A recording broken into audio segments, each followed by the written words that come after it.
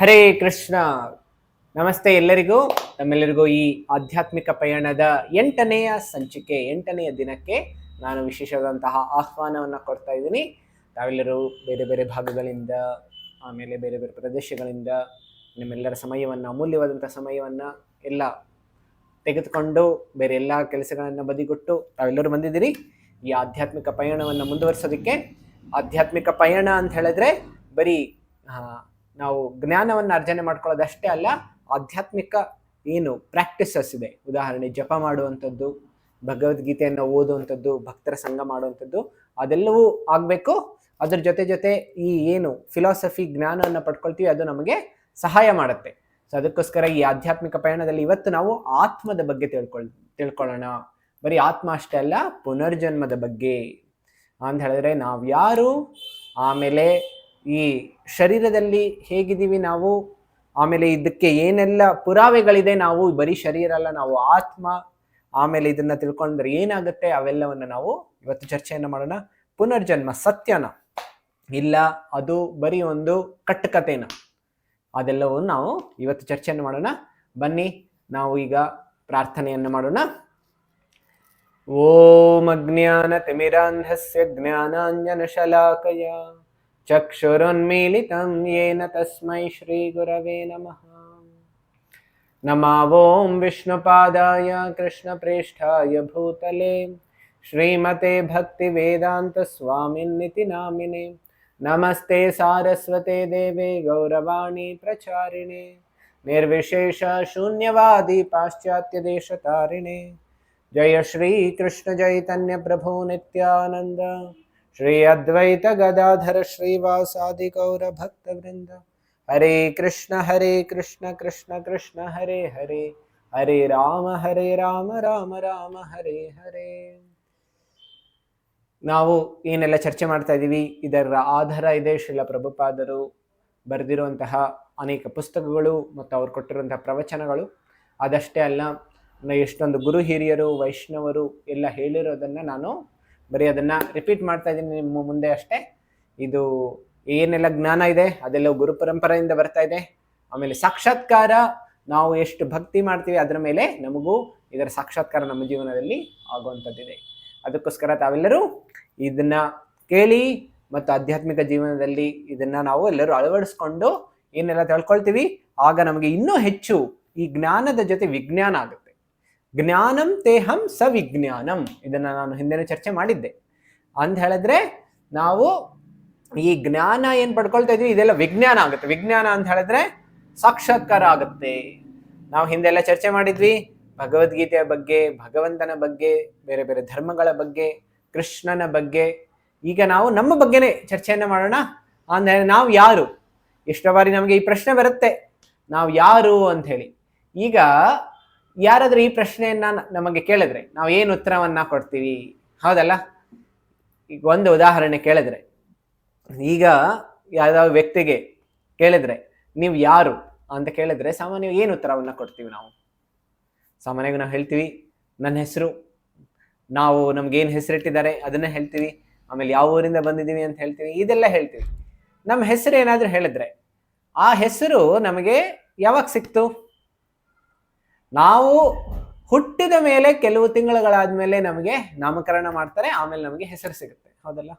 ಹಾಗಿದ್ರೆ ನಮ್ಮ ನಿಜವಾದ ಗುರುತು ಆ ಬರೀ ಹೆಸರಿಂದ ಅಲ್ಲ. ಯಾಕೆ ಅಂತ ಹೇಳಿದ್ರೆ ಆ ಹೆಸರು ಕೊಡೋಕ್ಕಿಂತ ಮುಂಚೆನೂ ನಾವಿದ್ವಿ. ಹಾಗಿದ್ರೆ ಅದು ನಮ್ಮ ನಿಜವಾದ ಗುರುತ. Is it hour real identity?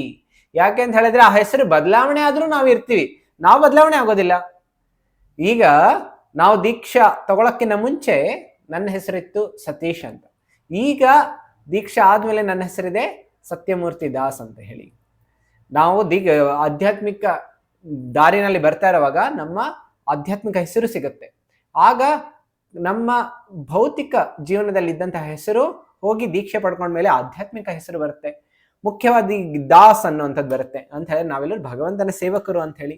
ಈಗ ನನ್ನ ಹೆಸರು ಬದಲಾವಣೆ ಆಯ್ತು ಅಂತ ಹೇಳ್ಬಿಟ್ರೆ ನಾವು ಬದಲಾವಣೆ ಆಗ್ತೀವಾ? ನಾವು ಬದಲಾವಣೆ ಆಗೋದಿಲ್ಲ. ನಮ್ಮ ವ್ಯಕ್ತಿತ್ವ ಅದೇ ಇದೆ.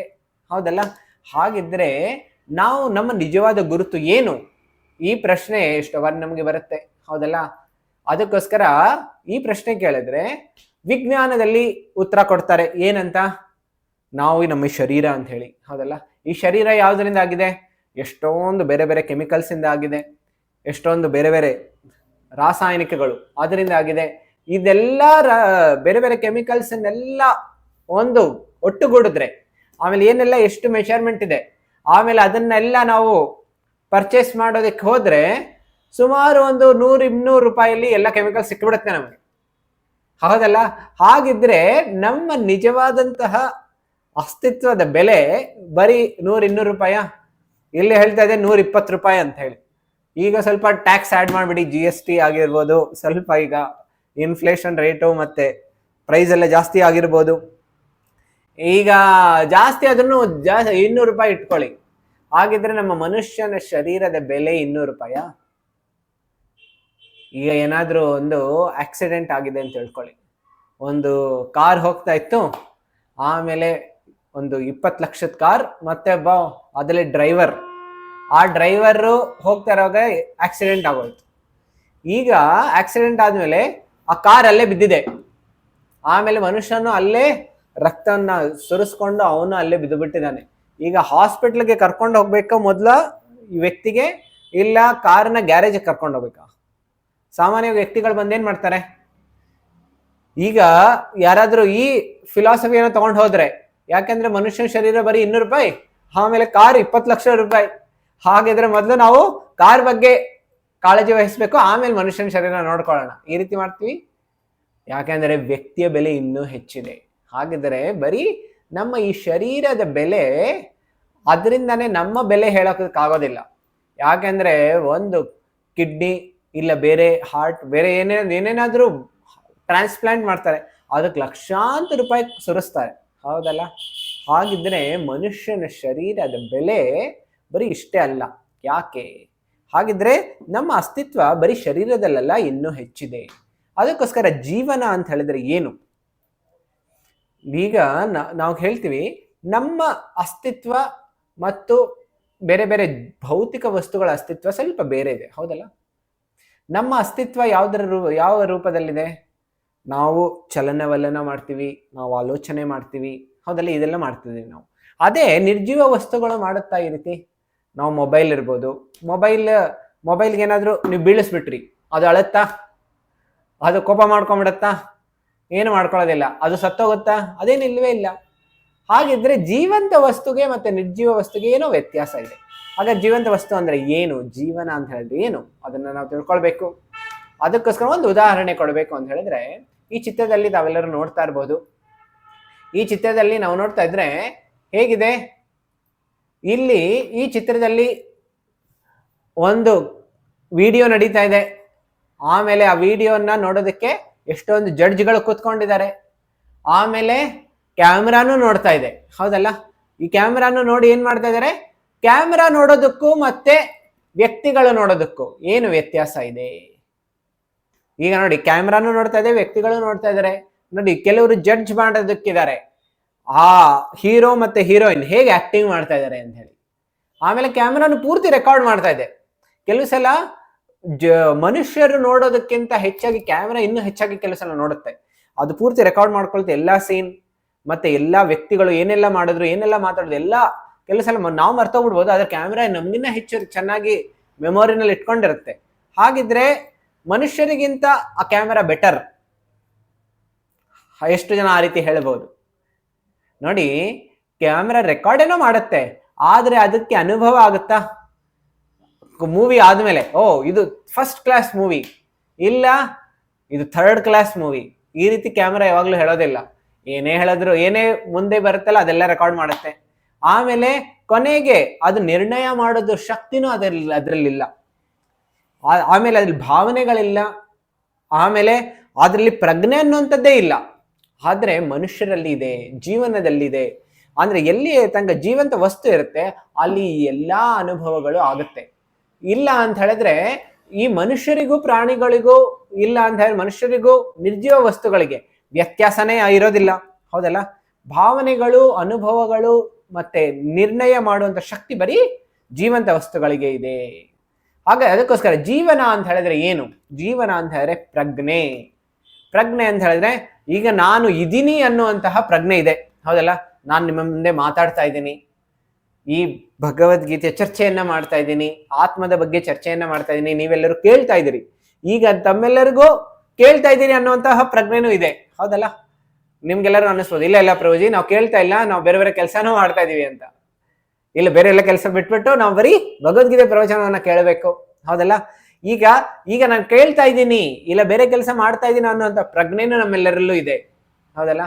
ಅದೇ ರೀತಿ ಪ್ರಜ್ಞೆ ಅಂತ ಹೇಳಿದ್ರೆ ಏನು? ನಾನು ಇದ್ದೇನೆ ಅನ್ನುವಂತಹ ಅರಿವು. ಅದಷ್ಟೇ ಅಲ್ಲ, ಯೋಚನೆ ಮಾಡುವಂಥದ್ದು, ಅನುಭವ ಮಾಡುವಂಥದ್ದು ಮತ್ತು ಇಚ್ಛೆ ಮಾಡುವಂಥದ್ದು. ಇದ್ರ ಹೇಳ್ತಾರೆ ಥಿಂಕಿಂಗ್, ಫೀಲಿಂಗ್ ಮತ್ತೆ ವಿಲ್ಲಿಂಗ್. ಈ 3 ಗುಣಗಳಿದೆಯಲ್ಲ, ಅದು ಬರೀ ಜೀವಂತ ವಸ್ತುವಿಗೆ ಮಾತ್ರ ಇರುತ್ತೆ, ಆತ್ಮಕ್ಕೆ ಮಾತ್ರ ಇರುತ್ತೆ, ಪ್ರಜ್ಞೆಗೆ ಮಾತ್ರ ಇರುತ್ತೆ. ಪ್ರಜ್ಞೆಯ ಲಕ್ಷಣ ಅಂತ ಹೇಳಿದ್ರೆ ಇದು 3: ಥಿಂಕಿಂಗ್, ಫೀಲಿಂಗ್ ಮತ್ತೆ ವಿಲ್ಲಿಂಗ್.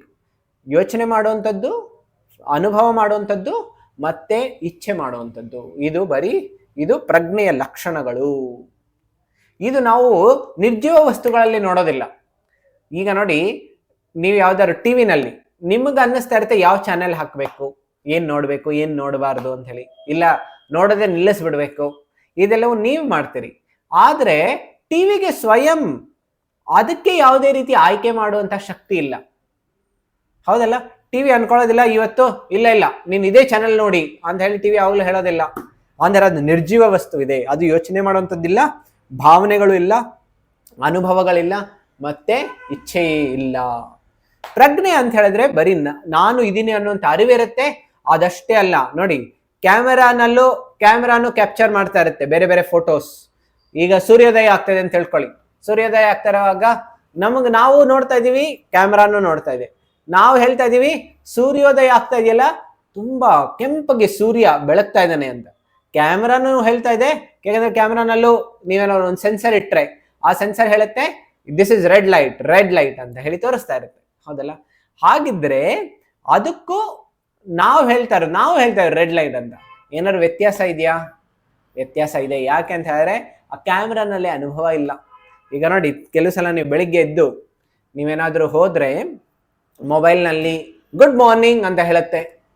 ಈಗ ಅದೇ ಮೊಬೈಲ್ ಗುಡ್ ಮಾರ್ನಿಂಗ್ ಹೇಳುವಾಗ ಮತ್ತೆ ನಿಮ್ಮ ಯಾರಾದ್ರೂ ತುಂಬಾ ಪ್ರೀತಿಯಾಗಿರುವಂತ ವ್ಯಕ್ತಿ ಬರ್ತಾರೆ, ಯಾರಾದ್ರೂ ಸಂಬಂಧಿಕರು ಬರ್ತಾರೆ, ನೆಂಟರು ಬರ್ತಾರೆ, ಅವ್ರೇನಾದ್ರು ಗುಡ್ ಮಾರ್ನಿಂಗ್ ಅಂತ ಹೇಳ್ಬಿಟ್ರೆ ಏನಾಗುತ್ತೆ, ನಮಗೆ ತುಂಬಾ ಸಂತೋಷ ಆಗೋಗ್ಬಿಡುತ್ತೆ. ಅದೇ ಮೊಬೈಲ್ ಹೇಳಿದ್ರೆ ಏನು ಸಂತೋಷ ಆಗೋದಿಲ್ಲ. ಯಾಕೆ? ಯಾಕಂದ್ರೆ ಅನುಭವಗಳಿದೆ, ಅಲ್ಲಿ ಫೀಲಿಂಗ್ಸ್ ಇದೆ, ಭಾವನೆಗಳಿದೆ. ಅದಕ್ಕೋಸ್ಕರ ಜೀವಂತ ವ್ಯಕ್ತಿ ಮತ್ತೆ ನಿರ್ಜೀವ ವಸ್ತುವಿಗೆ ತುಂಬಾ ಅಜಗಜಾಂತರವಾದ ವ್ಯತ್ಯಾಸ ಇದೆ. ಈಗ ಕೆಲವರು ಹೇಳ್ತಾರೆ, ನಾವು ಹೊಸ ರೋಬೋ ಕ್ರಿಯೇಟ್ ಮಾಡಿದೀವಿ, ಕಂಪ್ಯೂಟರ್ ರೋಬೋ, ಅದು ಮನುಷ್ಯನ ರೂಪದಲ್ಲೇ ಕೆಲಸಗಳೆಲ್ಲ ಮಾಡುತ್ತೆ. ಆ ಮನುಷ್ಯನ ರೂಪದಲ್ಲಿ ಎಷ್ಟೇ ಆಕಾರನ ಇದ್ರೂ, ಆಮೇಲೆ ಎಷ್ಟೇ ಅದು ಮಾತಾಡಿದ್ರು, ಕೆಲಸಗಳನ್ನ ಮಾಡಿದ್ರು ಭಾವನೆಗಳಿಲ್ಲ. ನೋಡಿ, ಮನುಷ್ಯ ಅಂತ ಹೇಳಿದ್ರೆ ಭಾವನೆಗಳು ನಿರ್ಜೀವ ವಸ್ತುಗಳಲ್ಲಿ ಇರೋದಿಲ್ಲ. ಆ ಭಾವನೆಗಳು ಬರೀ ಜೀವಂತ ವಸ್ತುಗಳಲ್ಲಿ ಮಾತ್ರ ಇರುತ್ತೆ.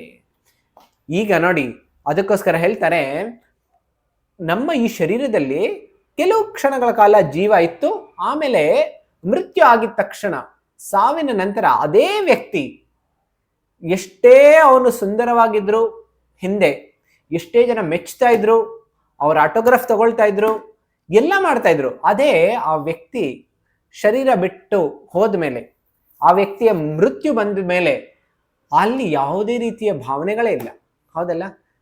ಅರಿವಿಲ್ಲ, ಪ್ರಜ್ಞೆ ಇಲ್ಲ, ಆಮೇಲೆ ಯಾವುದೇ ರೀತಿಯ ಆಲೋಚನೆಗಳಿಲ್ಲ, ಆಮೇಲೆ ಆ ವ್ಯಕ್ತಿ ಏನು ಮಾಡೋದೂ ಆಗೋದಿಲ್ಲ, ಚಲನೆ ಇಲ್ಲ. ಅದಕ್ಕೋಸ್ಕರ ಮೊದಲು ಅದೇ ಶರೀರ ಇತ್ತು, ಈಗಲೂ ಅದೇ ಶರೀರ ಇದೆ, ಹೌದಲ್ಲ?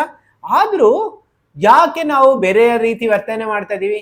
ಮೊದಲು ಅವ್ರನ್ನ ಎಷ್ಟೊಂದು ನಾವು ಮೆಚ್ತಾ ಇದ್ವಿ, ಮಾತಾಡಿಸ್ತಾ ಇದ್ವಿ, ಪ್ರೀತಿ ತೋರಿಸ್ತಾ ಇದ್ವಿ. ಆದ್ರೆ ಈಗ ಯಾವುದೋ ಅದಿಲ್ಲ. ಯಾಕೆ ಅಂತ ಹೇಳಿದ್ರೆ, ಆ ಮೃತ್ಯು ಬರೋಕ್ಕಿಂತ ಮುಂಚೆ, ಮೃತ್ಯು ಬಂದ ಮೇಲೆ ಏನೋ ವ್ಯತ್ಯಾಸ ಇದೆ. ಏನು ಆ ವ್ಯತ್ಯಾಸ? ಅದನ್ನೇ ನಾವು ಚರ್ಚೆಯನ್ನ ಮಾಡ್ತಾ ಇರೋದು. ಪ್ರಜ್ಞೆಯ ಮೂಲ ಅಂತ ಹೇಳಿದ್ರೆ, ಸಾಮಾನ್ಯವಾಗಿ ವೈಜ್ಞಾನಿಕವಾಗಿ ಹೇಳ್ತಾರೆ, ಪ್ರಜ್ಞೆಯ ಮೂಲ ಬರುತ್ತೆ, ಈ ಕೆಮಿಕಲ್ಸ್ ಅನ್ನ ಒಂದು ಕಡೆ ಬಂದ್ಬಿಟ್ರೆ ಅಲ್ಲಿ ತಕ್ಷಣ ಪ್ರಜ್ಞೆ ಬಂದ್ಬಿಡುತ್ತೆ, ತಂತಾನೆ ಬಂದ್ಬಿಡುತ್ತೆ ಅಂತ ಹೇಳ್ತಾರೆ, ಹೌದಲ್ಲ? ಆದರೆ ಈ ರೀತಿ ವಿಜ್ಞಾನದಿಂದ ಎಷ್ಟೇ ಹೇಳಿದ್ರು ಒಂದು ಜೀವಿಯನ್ನು ಲ್ಯಾಬೊರೇಟರಿನಲ್ಲಿ ಸೃಷ್ಟಿ ಮಾಡಿಲ್ಲ. ಕೆಲವರು ಹೇಳ್ಬೋದು ಇಲ್ಲ ಇಲ್ಲ ಟೆಸ್ಟ್ ಟ್ಯೂಬ್ ಬೇಬಿ ಅಂತ ಇದೆ, ಅದನ್ನ ಸೃಷ್ಟಿ ಮಾಡಿದೀವಿ ಅಂತ ಹೇಳಿ. ಆದ್ರೆ ಅದೆಷ್ಟೇ ಟೆಸ್ಟ್ ಟ್ಯೂಬ್ ಬೇಬಿ ಬರೋಕಿನ ಮುಂಚೆನೂ ತಂದೆ ತಾಯಿಯಿಂದ ಬರ್ತಾ ಇರುವಂತಹ ಆ ಬೀಜವನ್ನ ಹಾಕಿ ಟೆಸ್ಟ್ ಟ್ಯೂಬ್ ಅಲ್ಲಿ ಇಟ್ಟು ಅದನ್ನ ಬೆಳೆಸ್ತಾರೆ ಅಷ್ಟೇ. ಆದ್ರೆ ಒಂದು ಜೀವಿಯ ಸೃಷ್ಟಿ ಲ್ಯಾಬೊರೇಟರಿನಲ್ಲಿ ಆಗಿಲ್ಲ. ಜೀವಿಯ ಸೃಷ್ಟಿ ಯಾವಾಗಲೂ ಪ್ರಕೃತಿಯಲ್ಲಿ ಮಾತ್ರ ಆಗುತ್ತೆ. ಅದಕ್ಕೋಸ್ಕರ ಹೇಳ್ತಾರೆ ಈ ಪ್ರಕೃತಿಯ ಉಗಮ, ಈ ಪ್ರಜ್ಞೆಯ ಉಗಮ ಎಲ್ಲಾಗತ್ತೆ ಅಂತ ಹೇಳಿದ್ರೆ ಯಾವುದೇ ನಿರ್ಜೀವ ವಸ್ತುಗಳಲ್ಲಿ ಆಗೋದಿಲ್ಲ. ಅದೆಲ್ಲ ಆಗುತ್ತೆ ಅಂತ ಹೇಳಿದ್ರೆ ಬರೀ ಅದು ಆಧ್ಯಾತ್ಮಿಕ ಆತ್ಮದಲ್ಲಿ. ಅದಕ್ಕೋಸ್ಕರ ಇದು ಶರೀರಕ್ಕಿಂತ ಭಿನ್ನವಾಗಿದೆ. ಈಗ ಕೆಲವರು ಹೇಳಿದ್ರೆ ಈಗ ನಾವು ಶರೀರ ಅಲ್ಲ ಆತ್ಮ ಅಂತ ಹೇಳಿದ್ರೆ ಇದಕ್ಕೆ ಪ್ರೂಫ್ ಎಲ್ಲ ಏನು ಅಂತ ಹೇಳ್ಬೋದು. ನಾವು ನಿಜವಾಗಿ ಶರೀರ ಅಲ್ಲ ಆತ್ಮ ಅಂತ ಹೇಳೋದಕ್ಕೆ ಪ್ರೂಫ್ ಏನಿದೆ? ಕೆಲವು ತುಂಬಾ ಕಾಮನ್ ಸೆನ್ಸ್ ಪ್ರೂಫ್ಗಳನ್ನ ನಾನೀಗ ಕೊಡ್ತೀನಿ, ಆಮೇಲೆ ವೈಜ್ಞಾನಿಕವಾಗಿಯೂ ನಾನು ಹೇಳ್ತೀನಿ ನಿಮ್ಗೆಲ್ಲರಿಗೂ ಹೇಗೆ ನಾವು ಶರೀರ ಅಲ್ಲ ಆತ್ಮ ಅಂತ ಹೇಳಿ ಹೇಗೆ ನಂಬೋದಕ್ಕೆ ಸಾಧ್ಯ ಆಗುತ್ತೆ ಅಂತ. ಉದಾಹರಣೆ, ಈಗ ಯಾರಾದ್ರೂ ಕೇಳಿದ್ರೆ ಇದನ್ನ ಯಾರು ಈ ಪ್ರವಚನವನ್ನ ಕೇಳ್ತಾ ಇದ್ದೀರಿ, ಆಮೇಲೆ ನನ್ನ ಎಷ್ಟೋ ಜನ ನೋಡ್ತಾ ಇದ್ದೀರಿ, ಯಾರು ನೋಡ್ತಾ ಇರೋರು ಮತ್ತೆ ಯಾರು ನನ್ನ ಕೇಳ್ತಾ ಇರೋರು, ಈ ರೀತಿ ಪ್ರಶ್ನೆಗಳನ್ನ ಕೇಳಿದ್ರೆ ನೋಡಿ ಇಲ್ಲಿ ಹೇಳ್ತಾ ಇದಾರೆ, ನಾನು ನೋಡುವೆನಾ ಅಥವಾ ನಾನು ಕೇಳುವೆನಾ? ಒಂದು ಮೃತ ಶರೀರವೂ ಕೂಡ ಕಣ್ಣುಗಳನ್ನು ಮತ್ತು ಕಿವಿಗಳನ್ನು ಹೊಂದಿದೆ. ದೃಶ್ಯವನ್ನಾಗಲಿ ಅಥವಾ ಶಬ್ದವನ್ನಾಗಲಿ ಗ್ರಹಿಸುವಂತ ಸಾಮರ್ಥ್ಯ ಮೆದುಳಿನಲ್ಲಿದೆಯೇ? ಇಲ್ಲ ದೇಹದಲ್ಲಿಯೇ. ಮೃತ ಶರೀರದಲ್ಲಿನೂ ಮೆದುಳು ಮತ್ತು ನರವ್ಯೂಹ ಇದೆ, ಹೌದಲ್ಲ? ಈಗ ನಾವು ನಮ್ಮ ನಾವು ಹೇಳ್ಬೋದು ನಾವು ನನ್ನ ಕಣ್ಣುಗಳಿಂದ ನೋಡ್ತಾ ಇದ್ದೀನಿ ಅಂತ. ಆಮೇಲೆ ಆ ಕಣ್ಣುಗಳು ಡೆಡ್ ಬಾಡಿನಲ್ಲೂ ಇದೆ, ಹೌದಲ್ಲ? ಆಮೇಲೆ ಕಿವಿಗಳು ನಮ್ಮ ಹತ್ರನೂ ಇದೆ, ಕೇಳಿಕೊಳ್ತಾ ಇದ್ದೀವಿ ನಾವು ಈಗ. ಆಮೇಲೆ ಆ ಡೆಡ್ ಬಾಡಿನಲ್ಲೂ ಕಿವಿಗಳಿದೆ, ಹೌದಲ್ಲ? ನಾವೀಗ ಕೇಳಿಸ್ಕೊಳ್ತಾ ಇದೀವಿ, ಹೌದಲ್ಲ? ಎಲ್ಲರೂ ಪ್ರವಚನ ಕೇಳಿಸ್ಕೊಳ್ತಾ ಇದೀನಿ ಅಂತ ಹೇಳ್ಕೊಳ್ತೀರಿ, ಬೇರೆ ಬೇರೆ ಕೆಲಸಗಳನ್ನ ಮಾಡ್ತಾ ಇಲ್ಲ, ಬೇರೆ ಬೇರೆ ಧ್ಯಾನ ಅಲ್ಲಿ ಹೋಗ್ತಾ ಇಲ್ಲ, ಕೆಲವರು ಕೇಳಿಸ್ಕೊಳ್ತಾ ಇದೀರಿ, ಹೌದಲ್ಲ? ಈಗ ಕೇಳಿಸ್ಕೊಳ್ತಾ ಇದ್ದೀರಿ, ಆ ಕಿವಿಗಳು ಡೆಡ್ ಬಾಡಿನಲ್ಲೂ ಇದೆ, ಅದು ಯಾಕೆ ಕೇಳಿಸ್ಕೊಳ್ತಿಲ್ಲ? ಆಮೇಲೆ ನಾವು ನೋಡ್ತಾ ಇದ್ದೀವಿ, ಆಮೇಲೆ ಆ ಡೆಡ್ ಬಾಡಿನಲ್ಲೂ ಕಣ್ಣುಗಳಿದೆ, ಅದು ಯಾಕೆ ನೋಡೋದಕ್ಕಾಗ್ತಾ ಇಲ್ಲ? ಹಾಗಿದ್ರೆ ನೋಡ್ತಾ ಇರೋರು ಯಾರು, ಕೇಳ್ತಾ ಇರೋರು ಯಾರು? ಬರೀ ಶರೀರ ಅಷ್ಟೇ ಅಲ್ಲ, ಶರೀರದ ಒಳಗಡೆ ಯಾರು ಇದ್ದಾರೆ ಅವರು ನೋಡ್ತಾ ಇದ್ದಾರೆ ಮತ್ತು ಕೇಳ್ತಾ ಇದ್ದಾರೆ, ಯಾರವರು? ಅದೇ ಪ್ರಶ್ನೆ. ಈಗ ಯಾರಾದರೂ ಒಬ್ರು ಮೃತ್ಯುವನ್ನ ಅಪ್ತಾರೆ, ಸತ್ತೋಗ್ಬಿಡ್ತಾರೆ, ಅವರ ದೇಹ ತ್ಯಾಗ ಮಾಡ್ತಾರೆ, ಆಗ ಸಾಮಾನ್ಯವಾಗಿ ನಾವೇನ್ ಹೇಳ್ತೀವಿ, ಅವರು ಬಿಟ್ಟು ಹೋಗ್ಬಿಟ್ರು ನನ್ನನ್ನು ಈ ರೀತಿ ಅಂತ ಹೇಳಿ ಅವರು ಎಷ್ಟೋ ಜನ ಅಳೋಕ್ ಪ್ರಾರಂಭ ಮಾಡ್ತಾರೆ, ಹೌದಲ್ಲ? ಆಮೇಲೆ ಎಷ್ಟೋ ಜನ ಬಿಕ್ಕಿ ಅಳ್ತಾ ಇರ್ತಾರೆ, ನಾನು ಎಷ್ಟೊಂದು ನಿಮ್ಗೋಸ್ಕರ ಪ್ರೀತಿ ತೋರಿಸ್ತಾ ಇದ್ದೆ, ಆಮೇಲೆ ನೀವು ಎಷ್ಟೊಂದು ಮಾಡಿದ್ರಿ ನಮ್ಗೆ, ಕುಟುಂಬಕ್ಕೆ, ಆದ್ರೆ ಈ ಕ್ಷಣದಲ್ಲಿ ಯಾಕೆ ನೀವು ಎದೊಳ್ತಾ ಇಲ್ಲ? ಎದೊಳಿ, ಈ ರೀತಿ ನೀವು ಮಲ್ಕೊಳ್ಬೇಡಿ, ಎದೊಳಿ ಅಂತ ಹೇಳಿ ಅಳ್ತಾ ಎಲ್ಲಾ ಕುಟುಂಬದವ್ರು ಬರ್ತಾರೆ. ಹಾಗಿದ್ರು ಆ ವ್ಯಕ್ತಿ ಎದೊಳೋದಿಲ್ಲ. ಅವನು ಒಂದು ಸಲ ಮೃತ್ಯು ಶರಶಯ್ಯ ಮೇಲೆ ಬಿದ್ದುಬಿಟ್ಟ ಮೇಲೆ ಮತ್ತೊಮ್ಮೆ ಅವನು ಹೇಳೋದಿಲ್ಲ. ಅವನು ಆಮೇಲೆ ಜನ ಎಲ್ಲ ಏನ್ ಹೇಳ್ತಾರೆ, ಅವ್ರು ನನ್ನನ್ನು ಬಿಟ್ಟು ಹೋಗ್ಬಿಟ್ರು, ಇಲ್ಲ ಅವಳು ನನ್ನನ್ನು ಬಿಟ್ಟು ಹೋಗ್ಬಿಟ್ಲು, ಈ ರೀತಿ ಜನ ಹೇಳ್ತಾರೆ. ಅಂತ ಹೇಳಿದ್ರೆ ಯಾಕೆ ಅಂದ್ರೆ, ಯಾರು ಬಿಟ್ಟು ಹೋಗಿರೋದು? ಶರೀರ ಅಲ್ಲೇ ಇದೆ, ನಮ್ಮ ಮುಂದೆನೇ ಇದೆ, ಆದ್ರೂ ಯಾರು ಬಿಟ್ಟು ಹೋಗಿರೋದು ಅಂತ ಹೇಳಿದ್ರೆ ಆತ್ಮ. ಶರೀರ ಅಲ್ಲೇ ಇದೆ, ಹಾಗಾದ್ರೆ ಶರೀರದೊಳಗಡೆ ಇದ್ದಂತ ಆತ್ಮ ಬಿಟ್ಟೋಗಿದೆ. ನಾವು ಸಂಪೂರ್ಣ ನಮ್ಮ ಜೀವನ ನಾವು ಅವ್ರ ಶರೀರ ನೋಡೋದ್ರಲ್ಲೇ ಹೋಗ್ಬಿಟ್ಟು ಆ ವ್ಯಕ್ತಿಯನ್ನ ನಾವು ನೋಡೇ ಇಲ್ಲ, ಹೌದಲ್ಲ? ಆಮೇಲೆ ಸಾಮಾನ್ಯವಾಗಿ ಮತ್ತೊಂದು ಅಷ್ಟೇ ಅಲ್ಲ, ಆ ಮೃತವಾದಂತಹ ಶರೀರ, ಇಲ್ಲಿ ನಾನು ಹೇಳಿದ್ದು ಅವ್ರು ಬಿಟ್ಟು ಹೋಗ್ಬಿಟ್ರು ಅಂತ ಹೇಳ್ತೀವಿ, ಹೌದಲ್ಲ? ಆಮೇಲೆ ಆ ವ್ಯಕ್ತಿ ಸತ್ತೋಗ್ಬಿಟ್ಮೇಲೆ ಈಗ ಹಿಂದೆನೂ ಅದೇ ಶರೀರ ಇತ್ತು, ಈಗಲೂ ಅದೇ ಶರೀರ ಇದೆ, ಹೌದಲ್ಲ? ಹಾಗಿದ್ರೆ ವ್ಯತ್ಯಾಸ ಏನಾಯ್ತು? ಕೆಲವರು ಹೇಳ್ಬೋದು ಯಾವ್ದೊಂದು ಕೆಮಿಕಲ್ ಮಿಸ್ ಆಗೋಗ್ಬಿಡ್ತು, ಅದಕ್ಕೋಸ್ಕರ ಅವನು ಶರೀರ ಬಿಟ್ಬಿಟ್ರು. ಹಾಗಿದ್ರೆ ಆ ಯಾವ ಕೆಮಿಕಲ್ ಮಿಸ್ ಆಗೋಯ್ತಲ್ಲ, ಅದನ್ನ ಹಾಕಿ ಶರೀರಕ್ಕೆ ಮತ್ತೆ ಜೀವಂತ ಕರೆಸ್ಕೊಂಬನ್ನಿ, ಆಗತ್ತಾ ಆ ರೀತಿ? ಯಾವುದೇ ಒಂದು ಬ್ಲಡ್ ಕಡಿಮೆ ಆಗೋಯ್ತು, ಅದು ಬ್ಲಡ್ ಹಾಕಿ. ಯಾವುದೋ ಒಂದು ಡ್ಯಾಮೇಜ್ ಆಗೋಯ್ತು ಲಿವರ್ ಹಾಕ್ಬಿಡಿ. ಎಲ್ಲ ಏನೇ ಡ್ಯಾಮೇಜ್ ಇದೆ ಹಾಕ್ಬಿಡಿ. ಇಲ್ಲ ಯಾವ್ದಾದ್ರು ಕೆಮಿಕಲ್ ಹೋಗ್ಬಿಡ್ತಾ, ಅದು ಕೆಮಿಕಲ್ ಹಾಕ್ಬಿಡಿ. ಆಮೇಲೆ ಆ ಶರೀರ ವ್ಯಕ್ತಿಯನ್ನ ಕರ್ಕೊಂಬನ್ನಿ ಆಚೆ. ಆಗತ್ತಾ? ಆಗೋದಿಲ್ಲ. ಯಾಕೆ ಅಂತ ಹೇಳಿದ್ರೆ ಬರೀ ಶರೀರದಿಂದ ವ್ಯಕ್ತಿ ಬರ್ತಾ ಇಲ್ಲ, ವ್ಯಕ್ತಿ ಇರೋದ್ರಿಂದ ಶರೀರ ಇತ್ತು. ಆಮೇಲೆ ಸಹಜವಾಗಿ ನಾವು ತಿಳ್ಕೊಳ್ಬಹುದು ಏನು ಅಂತ ಹೇಳಿದ್ರೆ, ಇದು 4ನೇ ಪ್ರೂಫ್. ಈಗ ನೋಡಿ, ನಾನು ಈ ಸ್ಪೆಕ್ಟಕಲ್ನ ಹಾಕೊಂಡಿದ್ದೀನಿ, ಹೌದಲ್ಲ? ಈ ಸ್ಪೆಕ್ಟಕಲ್ ಹಾಕೊಂಡಿದ್ದೀನಿ ಅಂತ ಹೇಳಿದ್ರೆ ಇದು ನನ್ನ ಸ್ಪೆಕ್ಟಕಲ್ ಅಂತ ಹೇಳ್ತೇನೆ. ಇದು ನನ್ನ ಸ್ಪೆಕ್ಟಕಲ್ ಅಂತ ಹೇಳಿದ್ರೆ ನನ್ನ ಕನ್ನಡಕ. ಇದು ಕನ್ನಡಕವನ್ನ ನಾನು ಹೊಂದಿದ್ದೀನಿ. ಆಮೇಲೆ ಕನ್ನಡಕ ನಾನಲ್ಲ.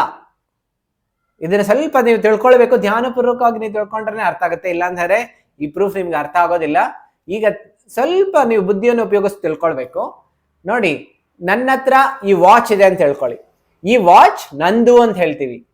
ನಾನು ವಾಚ್ ಅಲ್ಲ, ಆದ್ರೆ ವಾಚ್ ನಂದು. ಅಂದರೆ ಈ ವಾಚ್ ನನಗೆ ಸೇರಿರುವಂತದ್ದು, ನಾನು ವಾಚ್ ಅಲ್ಲ. ಅದೇ ರೀತಿ ಕನ್ನಡಕ ನಂದು, ಆಮೇಲೆ ಕನ್ನಡಕ ನಾನಲ್ಲ. ಅದೇ ರೀತಿ ಈ ಕೈ ನಂದು, ನಾನು ಕೈಯಲ್ಲ. ಆಮೇಲೆ ಈ ಶರೀರನೂ ಅಷ್ಟೇ, ಶರೀರ ನನ್ನದು, ಅಂದ್ರೆ ನನಗೆ ಸೇರಿರುವಂತದ್ದು, ನಾನು ಶರೀರ ಅಲ್ಲ. ನೋಡಿ ನೋಡಿ, ಈಗ ನಮಗೆ ಜ್ಞಾನ ಬರ್ತಾ ಇದೆ ನ್ಯಾಚುರಲ್ ಆಗಿ. ಅಂದ್ರೆ ಇದು ಸಹಜವಾಗಿ ನಮ್ಗೆ ಗೊತ್ತಿದೆ, ನಾನು ಶರೀರ ಅಲ್ಲ, ಇದು ನನ್ನ ಶರೀರ. ನನ್ನ ಶರೀರ ಅಂತ ಹೇಳಿದ್ರೆ ಇದು ನನಗೆ ಸೇರಿದೆ, ಆದ್ರೆ ನಾನು ಶರೀರ ಅಲ್ಲ. ಹಾಗಾದ್ರೆ ನಾವು ಯಾರು? ಅದೇ ತುಂಬಾ ಆಧ್ಯಾತ್ಮಿಕ ಜೀವನದಲ್ಲಿ ಎಷ್ಟೋ ವರ್ಷಗಳ ತಪಸ್ಯ ಮಾಡಿದ್ರು ಈ ಜ್ಞಾನ ಬರೋದಿಲ್ಲ. ಅದೇನು ಅಂತಾರೆ, ನಾನು ಆತ್ಮ ಅಂತ ಹೇಳಿ. ಅದಕ್ಕೋಸ್ಕರ ಶರೀರ ಬದಲಾವಣೆ ಆಗ್ತಾ ಇದೆ, ಆದ್ರೆ ನಾವು ಇದ್ದಾಗೆ ಇದ್ದೀವಿ. ನೋಡಿ, ನಾವು ಸಣ್ಣ ಮಕ್ಕಳಿರುವಾಗ ನಮ್ಮ ತಾಯಿ ತೊಡೆ ಮೇಲೆ ನಾವು ಕೂತ್ಕೊಳ್ತಾ ಇದ್ವಿ, ಮಲ್ಕೊಳ್ತಾ ಇದ್ವಿ. ಆಮೇಲೆ ಆ ತೊಡೆ ಎಷ್ಟಿತ್ತಲ್ಲ ಅಷ್ಟೇ ನಮ್ಮ ಶರೀರನೂ ಇತ್ತು. ಆಮೇಲೆ ತಾಯಿ ಎಷ್ಟು ಮುದ್ದು ಮಾಡ್ತಾ ಇದ್ರು. ಆದ್ರೆ ಈಗ ನಮಗೆ ಆದ್ರೆ ಈಗ ನಾವು ಎಷ್ಟು ದೊಡ್ಡವರಾಗ್ಬಿಟ್ಟಿದ್ದೇವೆ ಅಂದ್ರೆ ಕೂತ್ಕೊಳ್ಳೋದಕ್ಕೂ ಆಗೋದಿಲ್ಲ, ಹೌದಲ್ಲ? ಆದ್ರೆ ವ್ಯಕ್ತಿ ಅದೇ, ಈಗಲೂ ತಾಯಿ ಅದೇ ರೀತಿ ಪ್ರೇಮದಿಂದ ಮಾತಾಡಿಸ್ತಾರೆ, ಅದೇ ಹೆಸರಿನಿಂದ ಕರೀತಾರೆ. ಆದ್ರೆ ಏನು ಬದಲಾವಣೆ ಆಗಿದೆ? ಶರೀರ ಬದಲಾವಣೆ ಆಗಿದೆ, ಆದ್ರೆ ವ್ಯಕ್ತಿ ಬದಲಾವಣೆ ಆಗಿಲ್ಲ. ಅದಕ್ಕೋಸ್ಕರ ವ್ಯಕ್ತಿ ಅದೇ ಇದ್ದಾನೆ, ಶರೀರ ಮಾತ್ರ ಬದಲಾವಣೆ ಆಗಿದೆ. ಹಾಗಾದ್ರೆ ಶರೀರಕ್ಕೂ ಆತ್ಮಕ್ಕೂ ಏನು ವ್ಯತ್ಯಾಸ? ಆತ್ಮ ಒಂದೇ ಇದೆ, ಶರೀರ ಮಾತ್ರ ಬದಲಾವಣೆ ಆಗ್ತಾ ಇದೆ. ಅದೇ ರೀತಿ ಶ್ರೀಮದ್ ಭಗವದ್ಗೀತೆನಲ್ಲಿ ಕೃಷ್ಣ ಭಗವದ್ಗೀತೆಯಲ್ಲಿ ಒಂದು ಶ್ಲೋಕವನ್ನ ಹೇಳ್ತಾರೆ. ವಾಸಾಂಸಿ ಜೀರ್ಣಾನಿ ಯಥಾ ವಿಹಾಯ ನವಾನಿ ಗೃಹ್ಣಾತಿ ನರೋಪರಾಣಿ ತಥಾ ಶರೀರಾಣಿ ವಿಹಾಯ ಜೀರ್ಣಾನಿ ಅನ್ಯಾನಿ ಸಂಯಾತಿ ನವಾನಿ ದೇಹಿ. ಇದರಲ್ಲಿ ಭಗವಂತ ಹೇಳ್ತಾರೆ, ಹೇಗೆ ವ್ಯಕ್ತಿ ನೋಡಿ, ಈಗ ನನ್ನ ಹತ್ರ ಈ ಬಟ್ಟೆ ಇದೆ, ಈ ಬಟ್ಟೆ ಏನಾದ್ರೂ ಹಳೇದಾಗೋಗ್ಬಿಟ್ಟಿದೆ, ಏನ್ ಮಾಡ್ತೀವಿ ನಾವು? ಈ ಬಟ್ಟೆನ ಬಿಸಾಕ್ಬಿಟ್ಟು ಹೊಸ ಬಟ್ಟೆಯನ್ನ ಖರೀದಿ ಮಾಡ್ತೀವಿ, ಹೊಸ ಬಟ್ಟೆಯನ್ನು ಹಾಕೊಳ್ತೀವಿ. ಅದೇ ರೀತಿ ಯಾವಾಗ ಶರೀರ ಹಳೇದಾಗೋಗ್ಬಿಡುತ್ತೆ, ಆತ್ಮ ಏನ್ ಮಾಡುತ್ತೆ? ಈ ಶರೀರ ಬಿಟ್ಬಿಡುತ್ತೆ, ಹೊಸ ಶರೀರ ತಗೊಳುತ್ತೆ. ಅದಷ್ಟೇ ಅಲ್ಲ, ನಾವು ಸಣ್ಣವರಿಂದಾಗ್ಲೂ ಎಷ್ಟೊಂದು ಶರೀರವನ್ನು ತಗೊಳ್ತಾ ಇದೀವಿ. ಸಣ್ಣ ಮಗು ಇದ್ದಾಗ್ಲೂ ನಮ್ಮ ಶರೀರ ಬೇರೆ ರೀತಿ ಇತ್ತು, ಈಗ ನಮ್ಮ ಶರೀರ ಬೇರೆ ರೀತಿ ಇದೆ. ಅದೇ ಶರೀರ ಎಲ್ಲ ನಮ್ಮ ಹತ್ರ ಇರೋದು, ಹೌದಲ್ಲ? ಅದಕ್ಕೋಸ್ಕರ ಜಾನ್ ಫೀಫರ್ ಅವರು ಒಂದು ಹೇಳ್ತಾರೆ, ನಮ್ಮ ಶರೀರದಲ್ಲಿ 7 ವರ್ಷಗಳ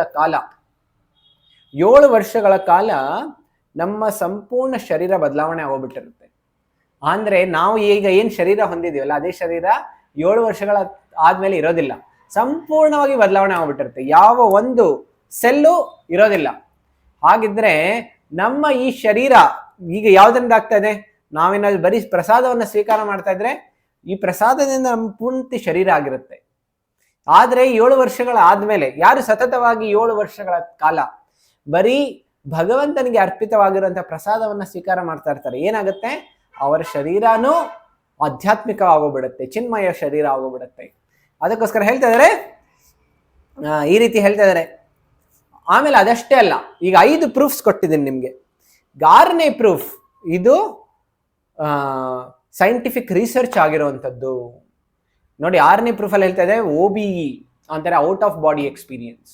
ಮತ್ತೆ NDE ಅಂತ ಹೇಳಿದ್ರೆ ನಿಯರ್ ಡೆತ್ ಎಕ್ಸ್ಪೀರಿಯನ್ಸ್ ಅಂತ ಹೇಳಿ. ನೋಡಿ, ಇದರಲ್ಲಿ ಹೇಳ್ತಾರೆ 11ರಿಂದ 14% ಎಷ್ಟೊಂದು ಅಮೆರಿಕದ ಜನರು ಏನು ಅನುಭವ ಮಾಡ್ಕೊಳ್ತಾ ಇದ್ದಾರೆ.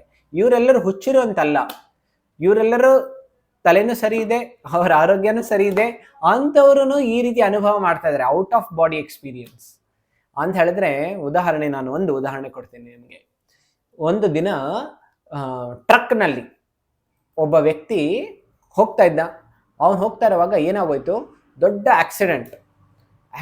ಎಷ್ಟು ಸಿವಿಯರ್ ಆಕ್ಸಿಡೆಂಟ್ ಅಂತ ಹೇಳಿದ್ರೆ, ಆ ವ್ಯಕ್ತಿ ಅಲ್ಲೇ ಕೋಮಾನಲ್ಲಿ ಹೋಗ್ಬಿಟ್ಟ.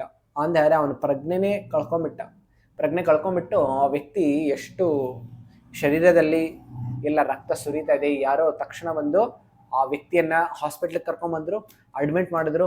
ತಕ್ಷಣ ಆ ವ್ಯಕ್ತಿಗೆ ICU ಕರ್ಕೊಂಡೋದ್ರು. ಆಮೇಲೆ ಸರ್ಜರಿ ಮಾಡೋದಕ್ಕೆ ಬೇರೆ ದೊಡ್ಡ ದೊಡ್ಡ ಸರ್ಜನ್ ಎಲ್ಲರೂ ಬಂದರು. ಆಮೇಲೆ ಆ ವ್ಯಕ್ತಿ ಶರೀರದಲ್ಲಿ ಬಟ್ಟೆಗಳು ಮತ್ತು ಬೇರೆ ಬೇರೆ ವಾಚ್ ಮತ್ತು ಕನ್ನಡಕ ಮತ್ತು ಟೂತ್ ಸೆಟ್ ಈ ರೀತಿ ಏನೆಲ್ಲ ಇತ್ತಲ್ಲ ಅದನ್ನೆಲ್ಲ ತೆಗೆದ್ಬಿಟ್ಟು ಇಟ್ಟು ಆ ವ್ಯಕ್ತಿಗೆ ಆಪರೇಷನ್ ಮಾಡೋದಕ್ಕೆ ರೆಡಿ ಮಾಡಿದ್ರು. ಆಪರೇಷನ್ ಮಾಡೋದಕ್ಕೆ ರೆಡಿ ಮಾಡಿದ್ಮೇಲೆ ಎಷ್ಟೋ ಗಂಟೆಗಳ ಕಾಲ ಆ ವ್ಯಕ್ತಿಗೆ ಇನ್ನೂ ಪ್ರಜ್ಞೆ ಬಂದಿರಲಿಲ್ಲ. 3-4 ದಿನ ಮುಗ್ದೋಗ್ಬಿಡ್ತು. ಆಮೇಲೆ ಇಷ್ಟೋ ದಿನ ಆದಮೇಲೆ ಅವನಿಗೆ ಪ್ರಜ್ಞೆ ಬಂದಮೇಲೆ ಆ ವ್ಯಕ್ತಿಗೆ ಹಿಂದಿಂದೆಲ್ಲ ಮತ್ತೆ ಜ್ಞಾಪಕ ಬಂತು. ಆಮೇಲೆ ಅವನು ಹೇಳ್ತಾ ಇದ್ದ, ನನಗೆ ನನ್ನ ಎಲ್ಲ ವಸ್ತುಗಳ ಏನೆಲ್ಲ ಇತ್ತಲ್ಲ ದಯವಿಟ್ಟು ಕೊಡಿ ಅಂತ ಕೇಳ್ತಾ ಇದ್ದ. ಆಮೇಲೆ ಆ ವ್ಯಕ್ತಿಗೆ ಕೇಳ್ತಾ ಇರುವಾಗ ಅವ್ನು ಹೇಳ್ತಾ ಇದ್ರು ವಾಚ್ ಇತ್ತು, ಮತ್ತೆ ಕನ್ನಡಕ ಇತ್ತು, ಟೂತ್ ಸೆಟ್ ಎಲ್ಲ ಇತ್ತು ನಂದು ಅಂತ ಹೇಳ್ತಾ ಇದ್ರು. ಅವರೆಲ್ಲ ಹುಡ್ಕೊಂಡು ಕೊಟ್ಟರು, ಆದರೆ ಟೂತ್ ಸೆಟ್ ಸಿಗ್ತಾ ಇರಲಿಲ್ಲ. ಆ ಟೂತ್ ಸೆಟ್ ಕೇಳಿದ್ರು ಆ ವ್ಯಕ್ತಿಗೆ. ಆಮೇಲೆ ಆ ವ್ಯಕ್ತಿ ಸಿಗ್ತಾ ಇರಲಿಲ್ಲ. ಆ ನರ್ಸ್ ಎಲ್ಲ ಬಂದು ಹುಡುಕಿದ್ರು, ಆಗ್ಲೂ ಗೊತ್ತಾಗಿಲ್ಲ. ಆಮೇಲೆ ಆ ವ್ಯಕ್ತಿನೇ ಹೇಳ್ದ, ಆ ಟೂತ್ ಸೆಟ್ಟನ್ನ ನೀವು ಆಪರೇಷನ್ ಮಾಡೋಕ್ಕಿಂತ ಮುಂಚೆ ಅಲ್ಲಿ ಒಂದು ಕಬೋರ್ಡ್ ಇತ್ತು, ಆ ಕಬೋರ್ಡ್ ಡ್ರಾಯರಲ್ಲಿ ಇಟ್ಟಿದ್ದೀರಿ, ದಯವಿಟ್ಟು ಅಲ್ಲಿ ಹೋಗಿ ನೋಡಿ, ನಿಮಗೆ ಈ ಟೂತ್ ಸೆಟ್ಟು ನಿಮಗೆ ಸಿಗ್ಬೋದು ಅಂತ. ಆ ನರ್ಸ್ ಹೋಗಿ ನೋಡಿದ್ರು. ಆಮೇಲೆ ಅವ್ರಿಗೆ ಆಶ್ಚರ್ಯ ಆಗೋಯ್ತು. ಆ ವ್ಯಕ್ತಿ ಏನು ಪೇಷಂಟ್ ಹೇಳಿದ್ರಲ್ಲ, ನಿಜವಾಗಿಯೂ ಆ ಟೂತ್ ಸೆಟ್ ಆ ಡ್ರಾಯರ್ ಒಳಗಡೆ ಇತ್ತು. ಆದರೆ ಈ ನರ್ಸ್ಗೆ ಅನ್ನಿಸ್ತಾ ಇತ್ತು, ಆ ಸಮಯದಲ್ಲಿ ಈ ಪೇಷಂಟ್ ಕೋಮಾನಲ್ಲಿದ್ದ, ಅವನ ಪ್ರಜ್ಞೆನೇ ಇರಲಿಲ್ಲ. ಅದು ಹೇಗೆ ಅವನಿಗೆ ಆ ಟೂತ್ ಸೆಟ್ಟನ್ನು ಆ ಡ್ರಾಯರಲ್ಲಿ ಇಟ್ಟಿರೋದು ಹೇಗೆ ಗೊತ್ತಾಯಿತು? ಆಮೇಲೆ ತಕ್ಷಣ ಎಲ್ಲ ಬೇರೆ ಬೇರೆ ಸರ್ಜನ್ ಎಲ್ಲರೂ ಬಂದು ಕೇಳ್ತಾ ಇದ್ರು ಇವನಿಗೆ, ಅದು ಹೇಗೆ ನಿಮಗೆ ಗೊತ್ತಾಯಿತು ಅಂತ. ಆ ವ್ಯಕ್ತಿ ಹೇಳೋದು ಪ್ರಾರಂಭ ಮಾಡ್ದ, ನಾನು ಸಂಪೂರ್ಣ ಏನೆಲ್ಲ ಆಪರೇಷನ್ ಆಯಿತು ಸಂಪೂರ್ಣ ಎಲ್ಲವನ್ನು ನಾನು ನೋಡ್ತಾ ಇದ್ದೆ ಅಂತ ಹೇಳ್ದ. ಆಮೇಲೆ ಅವ್ರಿಗೆ ಅನ್ನಿಸ್ತು, ಇವನು ಸುಳ್ಳು ಹೇಳ್ತಾ ಇದ್ದಾನ, ಇಲ್ಲ ಇವನು ಏನೋ ಒಂದು ಕನಸು ಥರ ನೋಡ್ತಾ ಇದ್ದಾನ ಅಂತ ಹೇಳಿ ಬೇರೆ ಬೇರೆ ಪ್ರಶ್ನೆಗಳನ್ನು ಕೇಳ್ತಾ ಇದ್ರು. ಹೇಗೆ ಆಪರೇಷನ್ ಮಾಡಿದ್ರು, ಏನೆಲ್ಲ ಮಾಡಿದ್ರು, ಯಾರೆಲ್ಲ ಇದ್ರು. ಆಗ ಅವನು ಹೇಳ್ತಾ ಇದ್ದ, ನಾನು ಹೇಗೆ ಸೀಲಿಂಗ್ ಮೇಲೆ ನಾನು ನನ್ನ ಶರೀರವನ್ನು ಈ ಚಿತ್ರದಲ್ಲಿ ನಾವೆಲ್ಲರೂ ನೋಡ್ತಾ ಇರ್ಬೋದು. ಈ ಚಿತ್ರದಲ್ಲಿ ನೋಡ್ತಾ ಇದ್ರೆ ಆ ವ್ಯಕ್ತಿ ಆಪರೇಷನ್ ಥಿಯೇಟರ್ನಲ್ಲಿ ಆಪರೇಷನ್ ಮಾಡ್ತಾ ಇದ್ದಾರೆ. ಆಮೇಲೆ ನೆತ್ತಿ ಮೇಲೆ ನೋಡಿ, ಆಮೇಲೆ ಸೀಲಿಂಗ್ ಹತ್ರ ಆ ವ್ಯಕ್ತಿ ಮೇಲಿಂದ ನೋಡ್ತಾ ಇದ್ದಾನೆ. ಇದೇ ರೀತಿಯ ಅನುಭವ ಆ ವ್ಯಕ್ತಿ ಹೇಳ್ತಾ ಇದ್ದ. ಆಮೇಲೆ ನಾನು ಮೇಲಿಂದ ನೋಡ್ತಾ ಇದ್ದೆ, ಎಷ್ಟೋ ಜನ ಬಂದು ತುಂಬಾ ಸೀರಿಯಸ್ ಆಗಿ ಹೇಳ್ತಾ ಇದ್ರು, ಬೇಗ ಬೇಗ ಬೇಗ ಮಾಡಿ, ಇಲ್ಲಾಂದ್ರೆ ಇವ್ ಸತ್ತೋಗ್ಬಿಡ್ತಾನೆ, ಈ ರೀತಿ ಎಲ್ಲರೂ ಹೇಳ್ತಾ ಇದ್ರು. ಆಮೇಲೆ ಅಲ್ಲಿ ಒಬ್ಬ ವ್ಯಕ್ತಿ ಬಂದ, ಅವನ ಕೈ ಯಾವಾಗ್ಲೂ ಈ ರೀತಿ ಮಾಡ್ತಾ ಇದ್ದ, ಬಟರ್ಫ್ಲೈ ಹೇಗೆ ಅದರ ರೆಪ್ಪೆ ಮಾಡ್ತಾ ಇರುತ್ತೆ ಆ ರೀತಿ ಮಾಡ್ತಾ ಇದ್ದ ಅಂತ ಹೇಳ್ತಾ ಇದ್ರು. ಆಮೇಲೆ ಇವ್ರಿಗೆ ಆಶ್ಚರ್ಯ ಆಯ್ತು, ಯಾರು ಆ ರೀತಿ ಮಾಡ್ತಾ ಇದ್ರು ಅಂತ. ಆಮೇಲೆ ಗೊತ್ತಾಯ್ತು ಡಾಕ್ಟರು, ಯಾಕಂದ್ರೆ ಅವನು ಕೈಯಿಂದ ಏನು ಮುಟ್ತಾ ಇರ್ಲಿಲ್ಲ. ಏನಾದ್ರು ಕೇಳ್ಬೇಕು ಅಂತ ಹೇಳಿದ್ರೆ ಅವ್ರ ಹೆಗಲಿಂದ ತೋರಿಸಿ ಹೇಳ್ತಾ ಇದ್ದ, ಆ ಕತ್ರಿ ಕೊಡಿ, ಈ ರೀತಿ ಅವನು ಕೇಳ್ತಾ ಇದ್ದ. ಅದಕ್ಕೋಸ್ಕರ ಈ ಎಲ್ಲಾ ಸನ್ನಿವೇಶಗಳನ್ನ ಆ ವ್ಯಕ್ತಿ ಮೇಲಿಂದ ನೋಡ್ತಾ ಇದ್ದ. ಹೇಗೆ ಸಾಧ್ಯ ಆಗುತ್ತೆ ಇದು ಹೇಗೆ ಸಾಧ್ಯ ಅಂತ ಹೇಳಿದ್ರೆ, ಶರೀರ ಅಲ್ಲೇ ಇದೆ. ಯಾರಾದ್ರೂ ನಾವು ಶರೀರ ಅಂತ ಹೇಳಿದ್ರೆ ಶರೀರ ಅಲ್ಲೇ ಇದೆ, ಅದು ಹೇಗೆ ನೋಡೋದಕ್ಕೆ ಸಾಧ್ಯ ಆಗುತ್ತೆ? ಹಾಗಿದ್ರೆ ನಾವು ಬರೀ ಶರೀರ ಅಲ್ಲ, ಶರೀರದ ಒಳಗಡೆ ಇರೋರು. ಹಾಗಾದ್ರೆ ಯಾರು ಅದು ಶರೀರದ ಒಳಗಡೆ ಇರೋರು? ಅದಕ್ಕೋಸ್ಕರ ಹೇಳ್ತೀವಿ ನಾವು ಆತ್ಮ ಅಂತ ಹೇಳ್ತೀವಿ. ಆ ಆತ್ಮ ಏನು ಅಂತ ಹೇಳಿ ನಾವು ಇನ್ನು ಮುಂದೆ ಚರ್ಚೆಯನ್ನ ಮಾಡೋಣ. ಇಲ್ಲಿ ಔಟ್ ಆಫ್ ಬಾಡಿ ಎಕ್ಸ್ಪೀರಿಯನ್ಸ್ ಅಂತ ಹೇಳಿದ್ರೆ, ಯಾವಾಗ ಯಾರಾದ್ರೂ ವ್ಯಕ್ತಿ ಅವ್ರು ತುಂಬಾ ಆಕ್ಸಿಡೆಂಟಲ್ಲಿ ಹೋಗ್ತಾರೆ, ಕೋಮಾನಲ್ಲಿ ಹೋಗ್ತಾರೆ, ಕೆಲವು ಬಾರಿ ಈ ರೀತಿಯ ಅನುಭವಗಳು ಜನರಿಗೆ ಆಗುತ್ತೆ. ಅದನ್ನ ಔಟ್ ಆಫ್ ಬಾಡಿ ಎಕ್ಸ್ಪೀರಿಯನ್ಸ್ ಅಂತ ಹೇಳ್ತಾರೆ. ಇದಷ್ಟೇ ಅಲ್ಲ, ಮತ್ತೊಂದಿದೆ ನಿಯರ್ ಡೆತ್ ಎಕ್ಸ್ಪೀರಿಯನ್ಸ್ ಅಂತ. ನಿಯರ್ ಡೆತ್ ಎಕ್ಸ್ಪೀರಿಯನ್ಸ್ ಅಂತ ಹೇಳಿದ್ರೆ ಹೇಳ್ತಾರೆ, ಕೆಲವರು ಯಾರಾದ್ರೂ ತುಂಬಾ ಸಾವಿನ ಸಮೀಪದಲ್ಲಿದ್ದಾರೆ ಅಂತ ಹೇಳ್ಕೊಳ್ಳಿ. ಸಾವಿನ ಸಮೀಪದಲ್ಲಿದ್ದಾಗ ಕೆಲವು ಬಾರಿ ಅವರು ಸಾವನ್ನ ಮುಟ್ಟಿ ಬಂದ್ಬಿಡ್ತಾರೆ ವಾಪಸ್. ಕೆಲವು ಬಾರಿ ಎಷ್ಟೋ ಜನ ಹೇಳ್ತಾರೆ ನಾನು ಸಾವಿನ ದವಡೆಯಲ್ಲಿದ್ದೆ, ನಾನು ಆಚೆ ಬಂದ್ಬಿಟ್ಟೆ ಅಂತ ಹೇಳ್ತಾರೆ. ಅಂತ ಹೇಳಿದ್ರೆ we were close to experiencing death and finally I am being saved. ಈ ರೀತಿಗೆ ಎಷ್ಟೋ ಜನ ಬಂದು ಹೇಳ್ತಾರೆ. ಆಮೇಲೆ ಬೇರೆ ಬೇರೆ ಅನುಭವಗಳನ್ನ ಹೇಳ್ತಾರೆ. ಈ ರೀತಿಯ ಒಂದು ಅನುಭವ ತಮ್ಮೆಲ್ಲರ ಮುಂದೆ ನಾನು ಇವತ್ತು ಹೇಳ್ತೀನಿ. ಒಬ್ಬ ವ್ಯಕ್ತಿ, ಇದು ಪಾಕಿಸ್ತಾನಲ್ಲಾಗಿತ್ತು. ಆ ವ್ಯಕ್ತಿ ಹೇಗೆ ಅನುಭವ ಆಯಿತು ಅಂತ ಹೇಳಿದ್ರೆ, ನೋಡಿ, ಅವರು ಸನಾತನ ಧರ್ಮದಲ್ಲಿಲ್ಲ, ಸನಾತನ ಧರ್ಮದ ಶಾಸ್ತ್ರಗಳ ಬಗ್ಗೆನೂ ಗೊತ್ತಿಲ್ಲ ಅವ್ರಿಗೆ. ಈ ರೀತಿ ಪಾಕಿಸ್ತಾನಲ್ಲಿ ಏನಾಯ್ತು, ಒಬ್ಬ ವ್ಯಕ್ತಿ ಅವನು ಆಪರೇಷನ್ ಥಿಯೇಟರ್ನಲ್ಲಿದ್ದರು. ಅವನು ತುಂಬ ಅವರ ಶರೀರ ಎಲ್ಲ ಇನ್ನು ಕೆಲವೇ ಕ್ಷಣಗಳಲ್ಲಿ ಅವ್ರು ಹೋಗಬೇಕು ಅನ್ನೋಂಥ ಸನ್ನಿವೇಶದಲ್ಲಿದ್ದರು. ಆಗ ಅವನು ತುಂಬ ಘೋರವಾಗಿಂತಹ ಅವರು ನೋವನ್ನು ಅನುಭವಿಸ್ತಾ ಇದ್ರು. ಆಮೇಲೆ ಕೊನೆಗೇನಾಯಿತು ಅಂತ ಹೇಳಿದ್ರೆ, ಅವನಿಗೆ ತುಂಬ ಭಯಂಕರವಾಗಿರುವಂತಹ 3 ಜನ ಕಾಣಿಸ್ಕೊಂಡ್ರು. ಅವರು ಎಷ್ಟು ಭಯಂಕರ ರೂಪ ಇರ್ತಿತ್ತು ಅಂತ ಹೇಳಿದ್ರೆ, ಅವ್ರನ್ನ ನೋಡಿದ ತಕ್ಷಣವೇ ಇವನಿಗೆ ಸಂಪೂರ್ಣವಾಗಿ ಮೂರ್ಛೆ ತಪ್ಪಿ ಬಿದ್ದುಬಿಡ್ತಾ ಇದ್ದ, ಭಯ ಆಗ್ತಾ ಇತ್ತು. ಆಮೇಲೆ ಅವ್ರ ತಲೆ ಮೇಲೆ ಅವರ ತುಂಬ ಕ್ರೂರವಾಗಿರುವಂತಹ ರೂಪ, ಕುರೂಪಿಯಾಗಿದ್ರು, ದೊಡ್ಡ ದೊಡ್ಡ ಹಲ್ಲುಗಳು, ಆಮೇಲೆ ಕೆಂಡದಂತಹ ಕಣ್ಣುಗಳು. ಇದನ್ನೆಲ್ಲ ನೋಡ್ತಾ ಇರೋವಾಗಲೇ ಇವನಿಗೆ ಇನ್ನೂ ಆತಂಕ ಹೆಚ್ಚಾಗೋಗ್ತಾ ಇತ್ತು. ಈ ರೀತಿ ಇರೋವಾಗ ಏನಾಯಿತು, ಕೊನೆಗೆ ಇವನು ಎಷ್ಟು ಭಯ ಪಡ್ತಾ ಇದ್ದ. ಆಮೇಲೆ ಕೆಲವು ಕ್ಷಣಗಳಲ್ಲಿ ಅವರೇನೋ ಮಾತಾಡ್ತಾ ಇದ್ರು. ಮಾತಾಡ್ತಾ ಏನಾಗೋಗ್ಬಿಡ್ತು, ಇವರು ಇನ್ನು ಕೆಲವು ಕ್ಷಣಗಳಲ್ಲಿ ಅವರು ಹೋಗ್ಬಿಟ್ರು. ಆಮೇಲೆ ಇವನು ಮತ್ತೆ ನಾರ್ಮಲ್ ಬಂದ್ಬಿಟ್ಟ. ಏನು ನೋವೆಲ್ಲ ಕಡಿಮೆ ಆಗೋಯ್ತು. ಆಮೇಲೆ ಇವನಿಗೆ ಆಶ್ಚರ್ಯ ಆಯಿತು, ಏನಾಯಿತು, ನಾನು ಏನನ್ನ ನೋಡಿದ್ದು ಅಂತ ಹೇಳಿ ಕೆಲವು ದಿನ ಆದಮೇಲೆ ಇವನ್ನ ಡಿಸ್ಚಾರ್ಜ್ ಮಾಡಿದ್ರು. ಆಮೇಲೆ ಅನ್ನಿಸ್ತು, ನಾನು ಅವ್ರು ಯಾರು ಅಂತ ತಿಳ್ಕೊಳ್ಬೇಕು ಅಂತ ಹೇಳಿ ಅವನ ಉಳಿದಿರೋ ಸಮಯವನ್ನು ಅವ್ರ ಬಗ್ಗೆ ತಿಳ್ಕೊಳ್ಳೋದಕ್ಕೆ, ಬೇರೆ ಬೇರೆ ಶಾಸ್ತ್ರಗಳನ್ನು ಓದೋದಕ್ಕೆ, ಬೇರೆ ಬೇರೆ ಧರ್ಮಗಳನ್ನು ಓದೋದಕ್ಕೆ ಅವನು ಹೋಗ್ತಾ ಇದ್ದ. ಆಗ ಒಂದು ಇಸ್ಕಾನ್ದು ಒಂದು ಬುಕ್ ಟೇಬಲ್ ಇತ್ತು. ಅವನು ಇಸ್ಕಾನ್ ಬುಕ್ ಟೇಬಲ್ನಲ್ಲಿ ಒಂದು ವಿಶೇಷವಾದಂಥ ಪುಸ್ತಕ ಇತ್ತು. ಆ ಪುಸ್ತಕದ ಹೆಸರು ಸೆಕೆಂಡ್ ಚಾನ್ಸ್ ಅಂತ. ತಾವೆಲ್ಲರೂ ನೋಡ್ಬೋದು, ಸೆಕೆಂಡ್ ಚಾನ್ಸ್ ಅಂತ ಇಸ್ಕಾನ್ನಲ್ಲಿ ಒಂದು ಪುಸ್ತಕ ಇದೆ. ಅದು ಒಬ್ಬ ವ್ಯಕ್ತಿ ಮರಣದ ಇದ್ರ ಮೇಲೆ ಮಲ್ಕೊಂಡಿದ್ದಾರೆ, ಶವಾಸನದಲ್ಲಿ ಮಲ್ಕೊಂಡಿದ್ದಾರೆ. ಆಮೇಲೆ 3 ಜನ ಯಮದೂತರು ಬಂದಿದ್ದಾರೆ, 4 ಜನ ವಿಷ್ಣು ದೂತರು ಬಂದಿದ್ದಾರೆ. ಆ ಚಿತ್ರ ಇದೆ ಅದರಲ್ಲಿ. ಅದನ್ನ ನೋಡಿದ ತಕ್ಷಣ ಇವನಿಗೆ ಅನ್ನಿಸ್ತು, ಎಸ್ ನನಗೆ ಗೊತ್ತಾಗ್ಬಿಡ್ತು, ಏನು ನನ್ನನ್ನ ಹಿಡ್ಕೊಳಕ್ ಯಾರು ಬಂದ್ರಲ್ಲ, ಗೊತ್ತಾಯ್ತು ಯಾರು. ಇದೇ 3 ರೀತಿಯ ವ್ಯಕ್ತಿಗಳು ನನ್ನ ಕನಸನ್ನ ನನ್ನ ಹತ್ರನು ಬಂದ್ರು, ನನಗೂ ದರ್ಶನ ಕೊಟ್ರು. ಆಮೇಲೆ ನನ್ನನ್ನ ಇವರು ಕರ್ಕೊಂಡು ಹೋಗ್ತಾ ಇದ್ರು. ನಾನು ಈಗ ಹೇಗಾದ್ರೂ ಆಗಿ ನಾನು ಈಗ ರಕ್ಷಿಸ್ಕೊಂಡ್ಬಿಟ್ಟಿದ್ದೀನಿ. ಈಗ ನನಗೆ ಮತ್ತೊಂದು ಆಪರ್ಚುನಿಟಿ ಸಿಕ್ಕಿದೆ, ಸೆಕೆಂಡ್ ಚಾನ್ಸ್ ನನಗೂ ಸಿಕ್ಕಿದೆ ಅಂತ ಹೇಳಿ ಈ ವ್ಯಕ್ತಿ ತಕ್ಷಣ ಪುಸ್ತಕವನ್ನು ಖರೀದಿ ಮಾಡ್ದ ಮತ್ತು ಓದ್ತಾ ಇದ್ದ. ಅದಾದ್ಮೇಲೆ ಅವನ್ಗೆ ಅನ್ನಿಸ್ತು, ಈ ಬುಕ್ನಲ್ಲಿ ಏನು ಬರ್ದಿದೆಯಲ್ಲ, ಶ್ರೀಮದ್ ಭಾಗವತದಲ್ಲಿ ಏನು ಬರ್ದಿದೆಯಲ್ಲ, ಇದು 100ಕ್ಕೆ 100 ಸತ್ಯ. ಅದಾದ್ಮೇಲೆ ಇವನು ನಮ್ಮ ಇಸ್ಕಾನ್ಗೆ ಅವರು ಜಾಯ್ನ್ ಆಗ್ಬಿಟ್ರು. ಈ ರೀತಿ ಅನುಭವ ಇದೆಯಲ್ಲ, ಇದನ್ನ ನಿಯರ್ ಡೆತ್ ಎಕ್ಸ್ಪೀರಿಯನ್ಸ್ ಅಂತ ಹೇಳ್ತಾರೆ. ನಿಯರ್ ಡೆತ್ ಎಕ್ಸ್ಪೀರಿಯನ್ಸ್ ಅಂತ ಹೇಳಿದ್ರೆ they are very close to death. ಆಮೇಲೆ ಅದನ್ನ ಅವರು ಅನುಭವ ಮಾಡ್ಕೊಂಡಿದ್ದಾರೆ. ಅನುಭವ ಮಾಡ್ಕೊಂಡ್ಮೇಲೆ ಅವರಿಗೆ ಆ ಮೃತ್ಯುವನ್ನ ಅನುಭವಿಸಿದ್ಮೇಲೆ ಆ ಯಮಲೋಕದಲ್ಲಿ ಅವ್ರಿಗೆ ಯಾವ ರೀತಿಯ ಕಷ್ಟಗಳು, ಯಾತನೆಗಳು ಆಗುತ್ತೆ, ಅದರೆಲ್ಲರ ಅನುಭವ ಆಗೋಗ್ಬಿಡುತ್ತೆ. ಅದಕ್ಕೋಸ್ಕರ ಹೇಳ್ತಾರೆ, ಇದರಿಂದ ಏನು ಗೊತ್ತಾಗುತ್ತೆ, ನಾವು ಬರೀ ಶರೀರ ಅಷ್ಟೇ ಅಲ್ಲ, ಶರೀರದಲ್ಲಿರುವಂತಹ ಆತ್ಮ ಇದಿಷ್ಟೇ ಅಲ್ಲ, ಇದರ ಮೇಲೆ ಎಷ್ಟೊಂದು ಪುಸ್ತಕಗಳನ್ನು ಸೈಂಟಿಸ್ಟ್, ವಿಜ್ಞಾನಿಗಳು ಬರೆದಿದ್ದಾರೆ. ತಮ್ಗೇನಾದ್ರು ಇದರ ಮೇಲೆ ತಿಳ್ಕೊಳ್ಬೇಕು ಅಂತ ಆಸೆ ಇದ್ರೆ ಇದರಲ್ಲಿ ಯಾವ್ದಾದ್ರು ಪುಸ್ತಕಗಳನ್ನು ನೀವು ಓದಲೂಬಹುದು. ಅದಷ್ಟೇ ಅಲ್ಲ, ಈಗ ನಾನು ಮತ್ತೊಂದು ಹೇಳ್ತೀನಿ ನಿಮಗೆ, ಇನ್ನೂ ಆಶ್ಚರ್ಯಜನಕವಾಗಿರುವಂಥದ್ದು. ಅದನ್ನು ಹೇಳ್ತಾರೆ ಪೂರ್ವಜನ್ಮದ ನೆನಪುಗಳು, ಪುನರ್ಜನ್ಮ, ಆಮೇಲೆ ರೀಇನ್ಕಾರ್ನೇಷನ್ ಅಂತ ಹೇಳ್ತಾರೆ. ಇದು ಕಟ್ಟುಕತೆ ಅಲ್ಲ, ಮೂಢನಂಬಿಕೆನೂ ಅಲ್ಲ. ಆಮೇಲೆ ಕೆಲವರು ಬಾರಿ ಹೇಳ್ತಾರೆ ಈ ಸನಾತನ ಧರ್ಮದಲ್ಲಿ ಏನೆಲ್ಲ ಎಷ್ಟೊಂದಿದೆ, ಎಲ್ಲ ಅವೈಜ್ಞಾನಿಕ ಅಂತ. ಆದರೆ ಸನಾತನ ಧರ್ಮದಲ್ಲಿ ವೈದಿಕ ಗ್ರಂಥಗಳಲ್ಲಿ ಏನೆಲ್ಲ ಇದೆಯಲ್ಲ ಅದೆಲ್ಲವೂ ವೈಜ್ಞಾನಿಕವಾಗಿದೆ. ಅದಕ್ಕೆ ಎಷ್ಟೊಂದು ಪ್ರೂಫ್ಸು ಇದೆ. ಇದರಲ್ಲಿ ಒಂದು ಉದಾಹರಣೆ ಅಂತ ಹೇಳಿದ್ರೆ ಇವತ್ತು ನಾನು ನಿಮ್ಮ ಮುಂದೆ ಚರ್ಚೆ ಮಾಡ್ತಾ ಇರೋದು ಅದೇನು ಅಂತ ಹೇಳಿದ್ರೆ ಡಾಕ್ಟರ್ ಇಎನ್ ಸ್ಟೀವನ್ಸನ್. ಇವರು ವೆಸ್ಟ್ ವರ್ಜೀನಿಯಾನಲ್ಲಿ ಪ್ರೊಫೆಸರ್ ಆಗಿದ್ರು.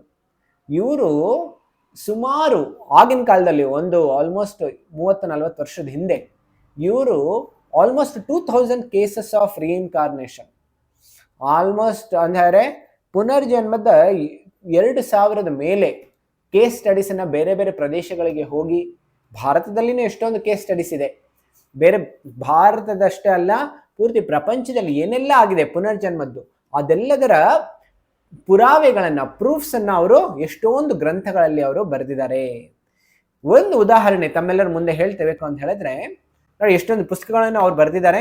ಒಂದು ಉದಾಹರಣೆ ಹೇಳಬೇಕು ಅಂತ ಹೇಳಿದ್ರೆ, ಒಬ್ಬ ವ್ಯಕ್ತಿ ಅವನು ಅವನ ಹೆಸರು ಜೇಮ್ಸ್ ಲೆನಿನ್ಗರ್ ಅಂತ, ತಾವು ಗೂಗಲ್ ಸರ್ಚ್ ಮಾಡ್ಬೋದು, ಜೇಮ್ಸ್ ಲೆನಿನ್ಗರ್. ಇವನು ಸಣ್ಣ ಬಾಲಕನಾಗಿದ್ದ. ಅವನಿಗೆ ಸದೈವ ಎಷ್ಟೊಂದು ನೈಟ್ ಮೇರ್ಸ್ ಅಂತ ಹೇಳಿದ್ರೆ ಕನಸಿನಲ್ಲಿ ತುಂಬಾ ಕೆಟ್ಟ ಕೆಟ್ಟ ಕನಸುಗಳು ಬೀಳ್ತಾ ಇರೋದು, ಅವ್ನಿಗೆ ಯಾರೋ ಬಂದು ಹೊಡೆದು ಬಿಡ್ತಾ ಇದ್ದಾರೆ, ಅವ್ನು ಸತ್ತೋಗ್ಬಿಡ್ತಾ ಇದ್ದಾನೆ, ಈ ರೀತಿ ಅನುಭವಗಳು ಸಣ್ಣವರಿಂದಾನೇ ಆಗ್ತಾ ಇತ್ತು. ಸುಮಾರು 3-4 ವರ್ಷಗಳಿಂದಾನೇ ಪ್ರಾರಂಭ ಆಗೋಯ್ತು. ಆಮೇಲೆ ಅವನಿಗೆ ವಿಡಿಯೋ ಗೇಮ್ಸ್ ಅದ್ರಲ್ಲಿ ತುಂಬ ಹುಚ್ಚಿತ್ತು. ಅದರಲ್ಲೂ ಸ್ಪೆಷಲಿ ಯಾವುದು ಅಂತ ಹೇಳಿದ್ರೆ ಫೈಟರ್ ಏರ್ಕ್ರಾಫ್ಟ್ ಗೇಮ್ಸ್, ಅದು ಅವನಿಗೆ ಇನ್ನೂ ಆಸಕ್ತಿ ಹೆಚ್ಚು. ಯಾವಾಗಲೂ ಅವನು ಅದೇ ಗೇಮ್ಸನ್ನು ಆಡ್ತಾ ಇದ್ದ. ಆಮೇಲೆ ಅವನು ತುಂಬ ಕಿರ್ಚ್ಕೊಂಡು ರಾತ್ರಿ ಎದೊಳ್ತಾ ಇದ್ದ ಅವನು. ಆಮೇಲೆ ಯಾವಾಗಲೂ ಅವನು ಹೇಳ್ತಾ ಇದ್ದ, ನನ್ನ ಸಾಯಿಸ್ಬಿಡ್ತಾ ಇದ್ದಾರೆ ಅಂತ ಹೇಳಿ ಅವನು ಕಿರ್ಚ್ಕೊಂಡು ಎದೊಳೋನು ರಾತ್ರಿ. ಆಮೇಲೆ ನೋಡಿದ್ರೆ ಮತ್ತೆ ಪ್ರಜ್ಞೆ ಬಂದಮೇಲೆ ಮತ್ತೆ ಅವನು ಸರಿಯಾಗ್ಬಿಡೋದು. ಈ ರೀತಿ ಅವನು ತಂದೆ ತಾಯಿಗೂ ಏನಾಗ್ತದೆ ಅಂತ ತಿಳಿತಾ ಇರಲಿಲ್ಲ. ಅದಾದಮೇಲೆ ಅವನಿಗೆ ಒಬ್ಬ ರೀಇನ್ಕಾರ್ನೇಷನ್ ಸೈಂಟಿಸ್ಟ್ ಅವ್ರ ಹತ್ರ ಕರ್ಕೊಂಡು ಹೋದಾಗ ಅವನು ಎಲ್ಲವನ್ನು ಹೇಳೋದು ಸ್ಟಾರ್ಟ್ ಮಾಡ್ದ. ಒಂದು ದಿನ ಅವನಿಗೆ ಏರ್ಕ್ರಾಫ್ಟ್ ಡೋಮ್, ಅಲ್ಲಿಗೆ ಏರ್ ಡೋಮ್ ಕರ್ಕೊಂಡು ಹೋದಾಗ ಅವನು ಏರ್ಕ್ರಾಫ್ಟ್ ಪೂರ್ತಿ ಒಬ್ಬ ಹೇಗೆ ಎಕ್ಸ್ಪರ್ಟ್ ಪೈಲಟ್ ಇರ್ತಾರಲ್ಲ ಅವ್ರಿಗೆ ಏನೆಲ್ಲ ಇದೆ ಏರ್ಕ್ರಾಫ್ಟ್ ಅಲ್ಲಿ ಹೇಗೆ ಗೊತ್ತಿರುತ್ತೆ, ಆ ರೀತಿ ಸಣ್ಣ ಬಾಲಕನಿಗೂ ಎಲ್ಲ ಗೊತ್ತಿತ್ತು. ಅವನು ತಕ್ಷಣ ಹೇಳೋನೆಲ್ಲಾನು. ಆ ತಂದೆ ತಾಯಿಗೆ ಆಶ್ಚರ್ಯ, ಇದೆಲ್ಲ ಹೇಗೆ ಗೊತ್ತು ಅಂತ. ಒಂದು ದಿನ ಅವ್ರು ಕೇಳ್ತಾ ಇದ್ರು, ಒಂದು ಬಾಂಬ್ ಏನೋ ಇದೆ ಅಂತ. ಇಲ್ಲ ಅದು ಬಾಂಬ್ ಅಲ್ಲ, ಅದು ಡ್ರಾಪ್ ಟ್ಯಾಂಕ್ ಅಂತ ಹೇಳಿ ಅವನು ಹೇಳ್ತಾ ಇದ್ದ. ಆಮೇಲೆ ಹೇಗೆ ಓಡಿಸೋದು ಅದನ್ನು ಎಲ್ಲವನ್ನು ಹೇಳ್ತಾ ಇದ್ದ. ಅದೆಲ್ಲವನ್ನು ಆ ವಿಡಿಯೋನಲ್ಲಿ ಇದೆ, ಜೇಮ್ಸ್ ಲೆನಿನ್ಗರ್ ಅಂತ ನೀವು ನೋಡ್ಬೋದು ಬೇಕಾದ್ರೆ. ಅದಷ್ಟೇ ಅಲ್ಲ, ಆಮೇಲೆ ಗೊತ್ತಾಯ್ತು ಇವನು ಅವನ ಹಿಂದಿನ ಜನ್ಮದಲ್ಲಿ ಒಬ್ಬ ಜೇಮ್ಸ್ ಅಂತ ಅವನು ಫೈಟರ್ ಏರ್ಕ್ರಾಫ್ಟ್ ಆಗಿದ್ದ. ಅವನು ಆ ಏರ್ಕ್ರಾಫ್ಟ್ ಪೈಲಟ್ ಆಗಿದ್ದ. ಅವನು ಆರ್ಮಿನಲ್ಲಿದ್ದ. ಆ ಆರ್ಮಿನಲ್ಲಿದ್ದು ಅವನು ಜಪಾನ್ ವಿರುದ್ಧ ಯಾವಾಗ ಹೋರಾಟ ನಡೀತಾ ಇತ್ತು, ಆಗ ಜಪಾನೀಸ್ ಅವ್ರು ಬಂದು ಇವನ್ನ ಪ್ಲೇನನ್ನ ಕ್ರ್ಯಾಶ್ ಮಾಡಿ ಇವನ್ ಪ್ಲೇನ್ ಸಮುದ್ರದ ಒಳಗಡೆ ಮುಳುಗೋಯ್ತು ಮತ್ತು ಇವನು ಸತ್ತೋಗ್ಬಿಟ್ಟಿದ್ದ. ಈ ರೀತಿಯ ಅನುಭವ ಇವನು ಹಿಂದಿನ ಜನ್ಮದಲ್ಲಾಗಿತ್ತು. ಆದ್ರೆ ಇವನ್ಗೆ ಈಗ ಮತ್ತೊಂದು ಮರು ಜನ್ಮ ತಗೊಂಡ. ಈಗಲೂ ಅವನ ಹೆಸರು ಜೇಮ್ಸ್ ಅಂತ ಇತ್ತು. ಈಗ ಅವನಿಗೆ ಹಿಂದಿನ ಜನ್ಮದ್ದು ಎಲ್ಲ ಜ್ಞಾಪಕ ಬರ್ತಾ ಇತ್ತು. ಈ ರೀತಿ ಒಂದು ಕೇಸ್ ಸ್ಟಡಿ. ಅದಷ್ಟೇ ಅಲ್ಲ, ಭಾರತ ದೇಶದಲ್ಲಿ ಏನಾದ್ರೂ ನಾವು ಕೇಳಬೇಕು ಅಂತ ಹೇಳಿದ್ರೆ ಶುಕ್ಲ ಅಂತ ಹೇಳಿ ಒಬ್ಬ ಹುಡುಗಿ, ಸಣ್ಣ ಹುಡುಗಿ, ಅವಳು ಹುಟ್ಟಿದ್ಲು. ಆ ಶುಕ್ಲ ತುಂಬಾ ಆಗಿದ್ದನು. ಅವಳು ಹೇಳ್ತಾ ಇದ್ರು, ನಮ್ಮ ಮನೆ ಬೇರೆ ಕಡೆ ಎಲ್ಲೋ ಇದೆ, ಬಟ್ಪಾರ ಅಂತ ಹೇಳಿ ಅಲ್ಲಿ ಎಲ್ಲೋ ಇದೆ ಮನೆ. ಆಮೇಲೆ ನನಗೆ ಒಂದು ಸಣ್ಣ ಮಗು ಇದೆ. ಆಮೇಲೆ ಆ ಮಗು ಹೆಸರು ಮೀನು ಅಂತ ಹೇಳ್ತಾ ಇದ್ಲು. ಆಮೇಲೆ ಅವಳು ಯಾವ್ದಾದ್ರು ಒಂದು ಟೆಡ್ಡಿ ಬೇರ್ ಏನಾದ್ರು ಸಿಕ್ಬಿಟ್ರೆ ಆ ಟೆಡ್ಡಿ ಬೇರ್ನ ಅವಳ ಮಗಳ ರೀತಿ ನೋಡ್ಕೊಳ್ತಾ ಇದ್ರು. ಇವಳೇ ಒಂದು ಸಣ್ಣ ಮಗು ಆಗಿದ್ಲು, ಆದ್ರೆ ಬೇರೆ ಒಂದು ಟೆಡ್ಡಿ ಬೇರ್ನ ಇವಳು ನನ್ನ ಮಗಳು ಅಂತ ಹೇಳ್ತಾ ಇದ್ರು. ತಂದೆ ತಾಯಿಗೆ ಅನ್ನಿಸ್ತಾ ಇತ್ತು, ಇವಳೇನೋ ಸಣ್ಣ ಮಗು, ಏನು ತಿಳಿತಾ ಇಲ್ಲ ಅಂತ ಹೇಳಿ ಅವರು ಸುಮ್ಮನೆ ಬಿಟ್ಬಿಟ್ರು. ಆಮೇಲೆ ಕೆಲವು ದಿನ ಆದ್ಮೇಲೆ ಹೇಳ್ತಾ ಇದ್ಲು ಅವಳು, ಇಲ್ಲ ನಾನು ನಮ್ಮ ಊರಿಗೆ ಹೋಗ್ಬೇಕು, ನೀವು ಕರ್ಕೊಂಡು ಹೋಗಿ, ಇಲ್ಲ ಅಂತ ಹೇಳಿದ್ರೆ ನಾನೇ ಹೋಗ್ಬಿಡ್ತೀನಿ ಅಂತ ಹೇಳ್ತಾ ಇದ್ಲು. ಕೊನೆಗೆ ಆ ತಂದೆ ತಾಯಿ ಏನು ಮಾಡಿದ್ರು, ಆಗಿಲ್ಲ ಅಂತ ಹೇಳಿ ಕರ್ಕೊಂಡು ಹೋಗಿದ್ರು.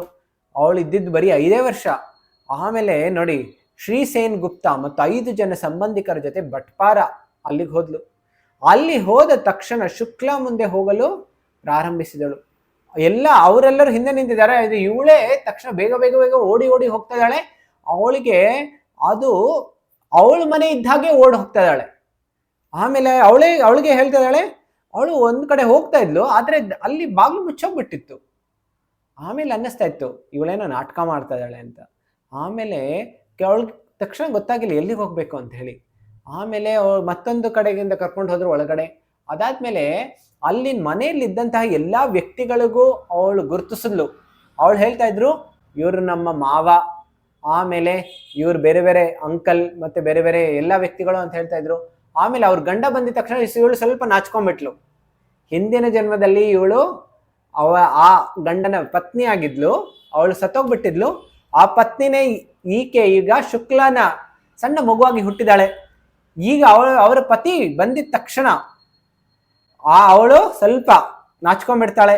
ಅದಾದ್ಮೇಲೆ ಅವಳಿಗೆ ಆ ಹಿಂದಿನ ಜನ್ಮದಲ್ಲಿ ಅವಳಿಗೆ ಒಂದು ಸಣ್ಣ ಮಗಳು ಇದ್ಲು. ಅವಳ ಹೆಸರು ಮೀನಾ ಅಂತ ಹೇಳಿ.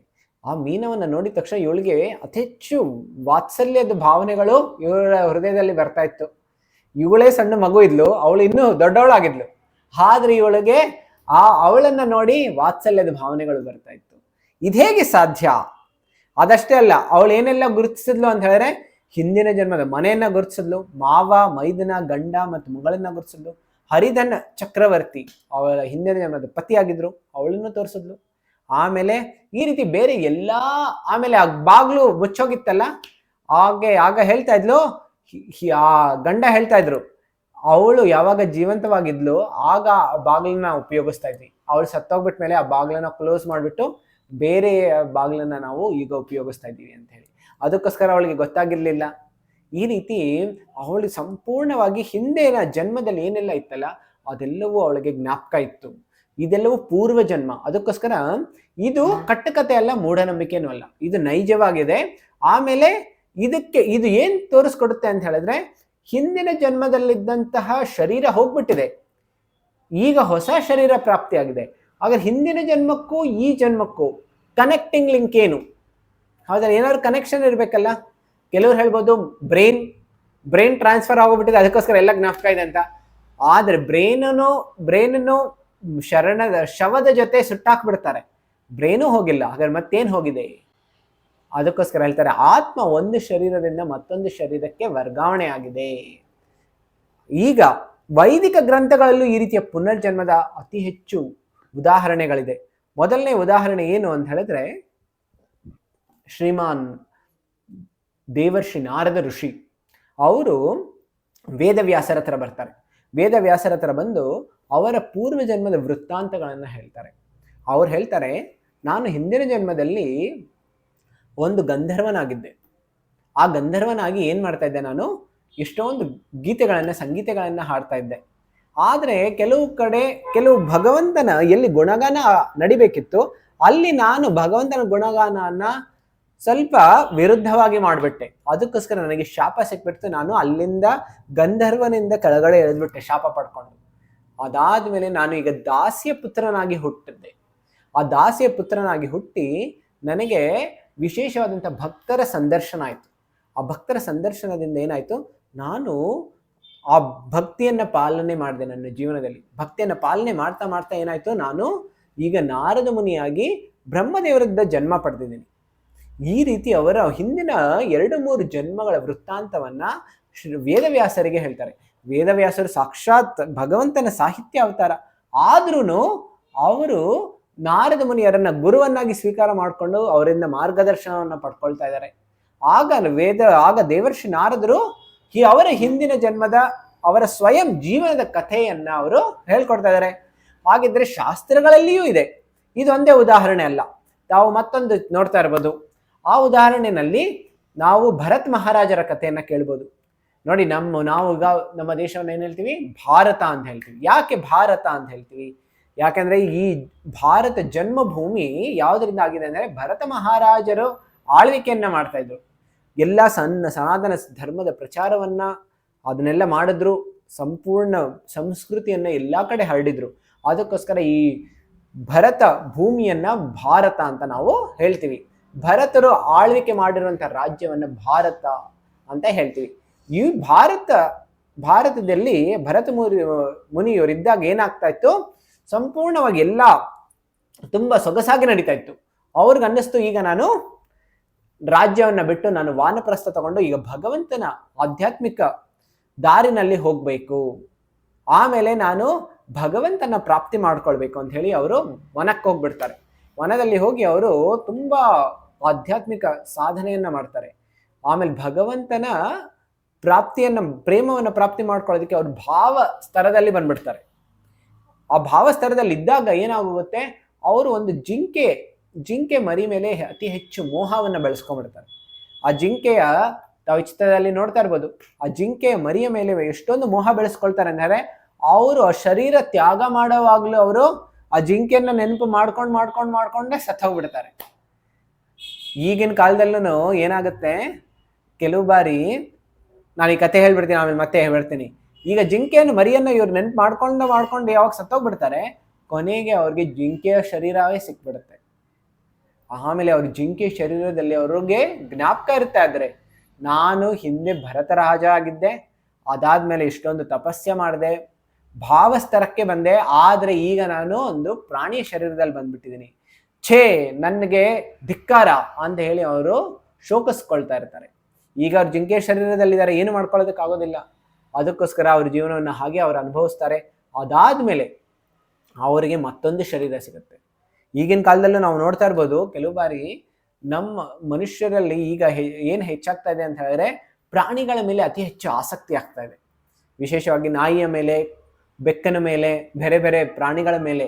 ಅದರಿಂದ ಏನಾಗುತ್ತೆ, ಅತಿ ಹೆಚ್ಚು ಆಸಕ್ತಿ ಈ ರೀತಿ ಆಗೋದ್ಮೇಲೆ ಆ ವ್ಯಕ್ತಿಗಳು ಏನಾಗೋಗ್ಬಿಡ್ತಾರೆ, ಸತ್ತು ಸಾಯೋವಾಗ್ಲೂ ಅದನ್ನೇ ಜ್ಞಾಪಕ ಮಾಡ್ಕೊಂಡು ಸತ್ತೋಗ್ಬಿಟ್ರೆ ಎಲ್ಲಿಗೆ ಹೋಗ್ಬಿಡ್ತೀವಿ ನಾವು ವೈಕುಂಠಕ್ಕೆ ಹೋಗೋ ಬದಲು ಪ್ರಾಣಿಗಳ ಶರೀರಕ್ಕೆ ಹೋಗ್ಬಿಡ್ತೀವಿ, ಅಧೋಲೋಕಗಳಿಗೆ ಹೋಗ್ಬಿಡ್ತೀವಿ.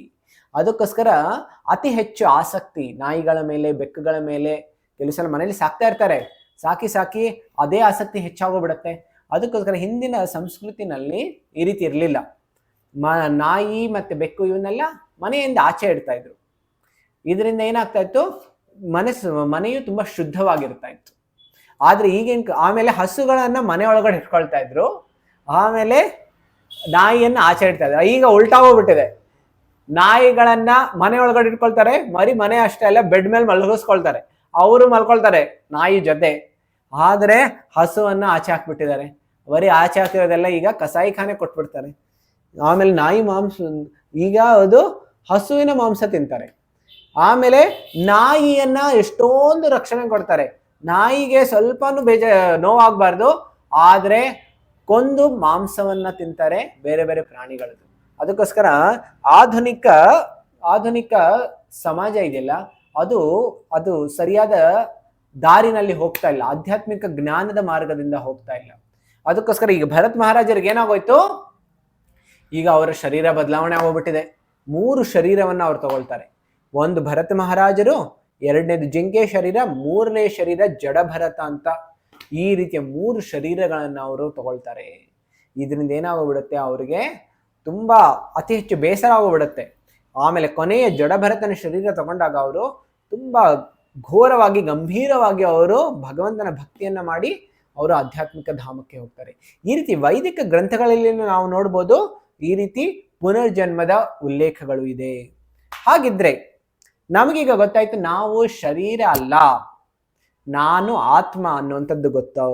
ಈ ಪ್ರಜ್ಞೆ ಎಲ್ಲಿಂದ ಬರುತ್ತೆ ಅಂತ ಹೇಳಿದ್ರೆ ಆತ್ಮದಿಂದ ಬರುತ್ತೆ. ಈಗ ಆತ್ಮದ ಲಕ್ಷಣ ಏನು ಅಂತ ಹೇಳಿದ್ರೆ ಪ್ರಜ್ಞೆ. ಆತ್ಮ ಇದೆ ಅಂತ ಹೇಳಿದ್ರೆ ಪ್ರಜ್ಞೆ ಇರುತ್ತೆ. ಆ ಪ್ರಜ್ಞೆ ಇದೆ ಅಂತ ಹೇಳಿದ್ರೆ ಜೀವಂತವಾಗಿರುತ್ತೆ.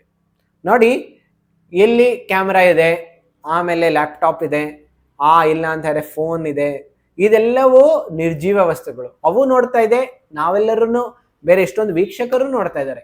ಏನು ವ್ಯತ್ಯಾಸ ಅದಕ್ಕೂ ಇದಕ್ಕೂ ಏನು ಅಂತ ಹೇಳಿದ್ರೆ, ಆ ಕ್ಯಾಮ್ರಾನು ನೋಡ್ತಾ ಇದೆ, ಆದರೆ ಅದರಲ್ಲಿ ಏನೋ ರೀತಿಯ ಭಾವನೆಗಳಿಲ್ಲ, ಅರ್ಥನೂ ಮಾಡ್ಕೊಳ್ತಾ ಇಲ್ಲ.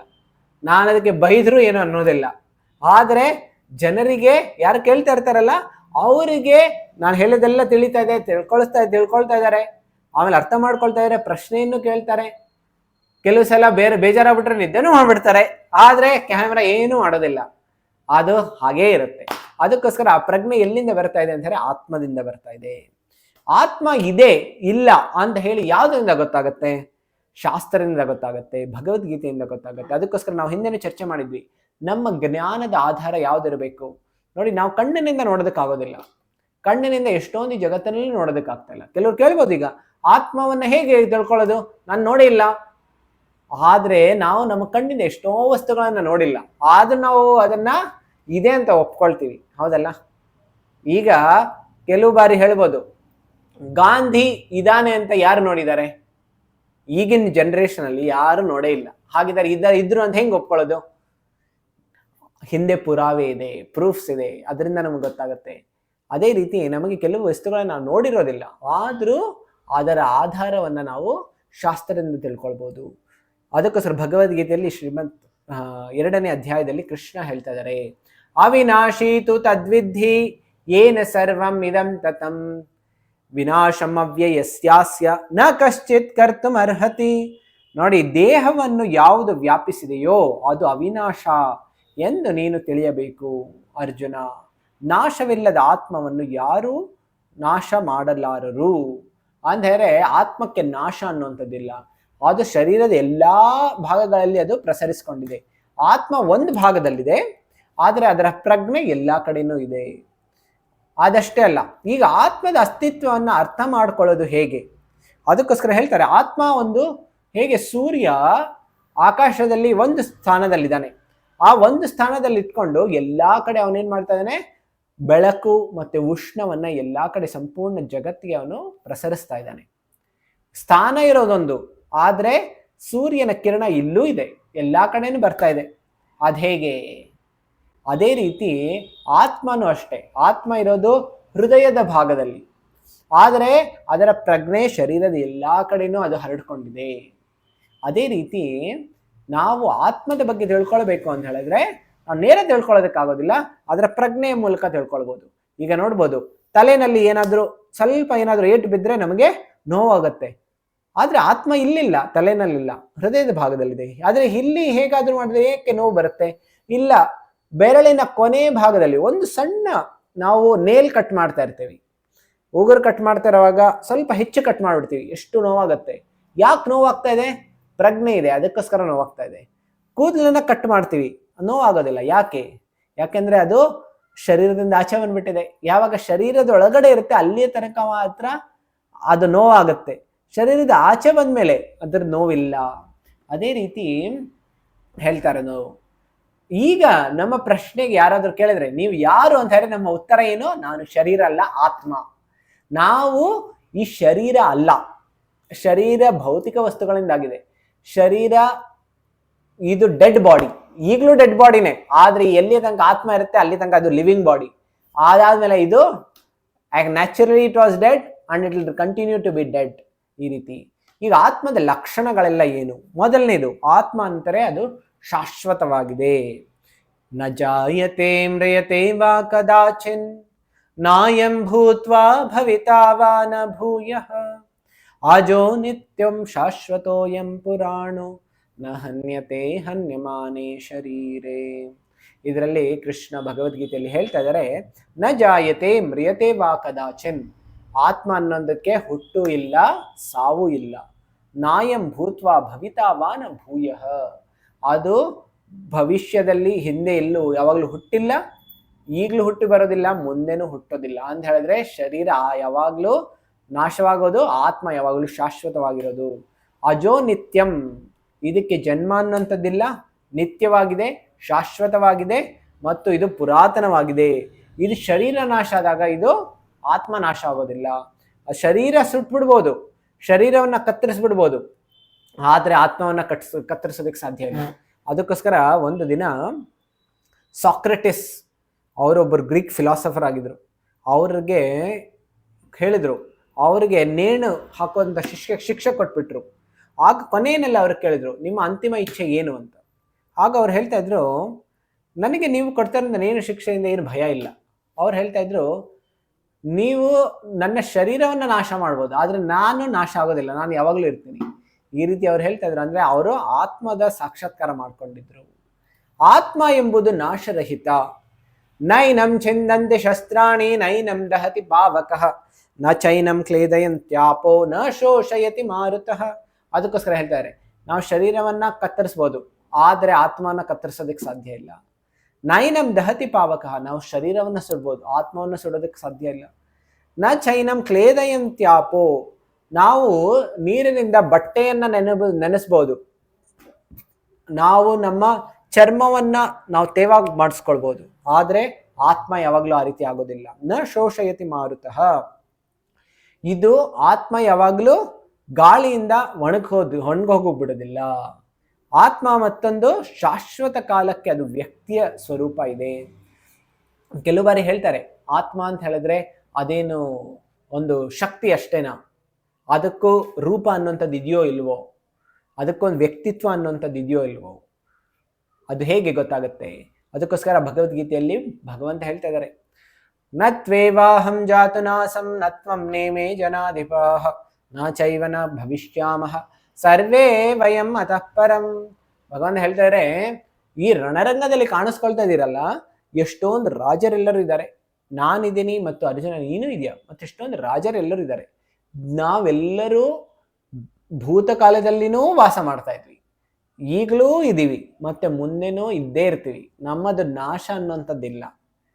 ಶರೀರಗಳ ನಾಶ ಆಗ್ಬಿಡ್ಬೋದು. ಈ ರಣರಂಗದಲ್ಲಿ ನಾವು ಬೇರೆಯವ್ರ ಶರೀರವನ್ನ ಕೊಂದು ಹಾಕ್ಬಿಡ್ಬೋದು. ಆದ್ರೆ ಆತ್ಮದ ಸ್ವರೂಪದಲ್ಲಿ ನಾವು ಯಾವಾಗ್ಲೂ ಇರ್ತೀವಿ, ವ್ಯಕ್ತಿಗಳ ರೂಪದಲ್ಲಿ ಇರ್ತೀವಿ. ಯಾವಾಗ್ಲೂ ಭವಿಷ್ಯದಲ್ಲಿ ಅಂತ ಹೇಳಿದ್ರೆ ನಾವು ಮುಕ್ತಿಯನ್ನ ಪಡೆದ ಮೇಲೂ ನಮ್ಮ ವ್ಯಕ್ತಿಯ ರೂಪ ಇದ್ದೇ ಇರುತ್ತೆ, ವ್ಯಕ್ತಿಯ ಸ್ವರೂಪ ಇದ್ದೇ ಇರುತ್ತೆ. ನಾವು ಯಾವಾಗಲೂ ಲೀನ ಆಗುವಂತಹ ಇಲ್ವೇ ಇಲ್ಲ. ನಾವು ಯಾವಾಗಲೂ ನಮ್ಮ ವ್ಯಕ್ತಿತ್ವ ಇದ್ದೇ ಇರುತ್ತೆ. ಅದಷ್ಟೇ ಅಲ್ಲ, ಈಗ ಯಾರಾದ್ರೂ ಕೇಳ್ಬೋದು, ಈ ಆತ್ಮದ ಗಾತ್ರ ಎಷ್ಟಿದೆ, ಸೈಜ್ ಎಷ್ಟಿದೆ?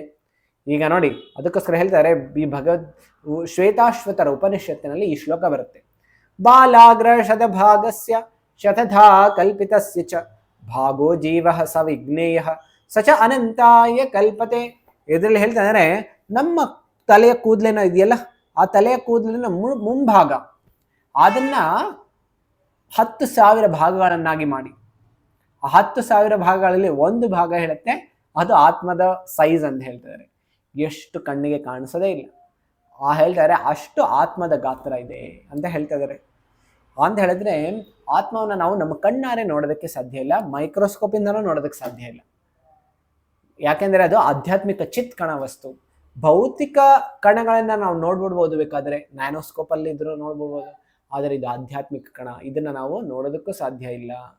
ಅದಕ್ಕೋಸ್ಕರ ಇದು ಸಣ್ಣ ಒಂದು ಇರುವೆನಲ್ಲೂ ಇದೆ ಅಷ್ಟೇ ಆತ್ಮ, ದೊಡ್ಡ ಒಂದು ಆನೆ ಮರಿ ಇಲ್ಲ ಆನೆಯನಲ್ಲಿನೂ ಇಷ್ಟೇ ಆತ್ಮದ ಸೈಜ್ ಇದೆ.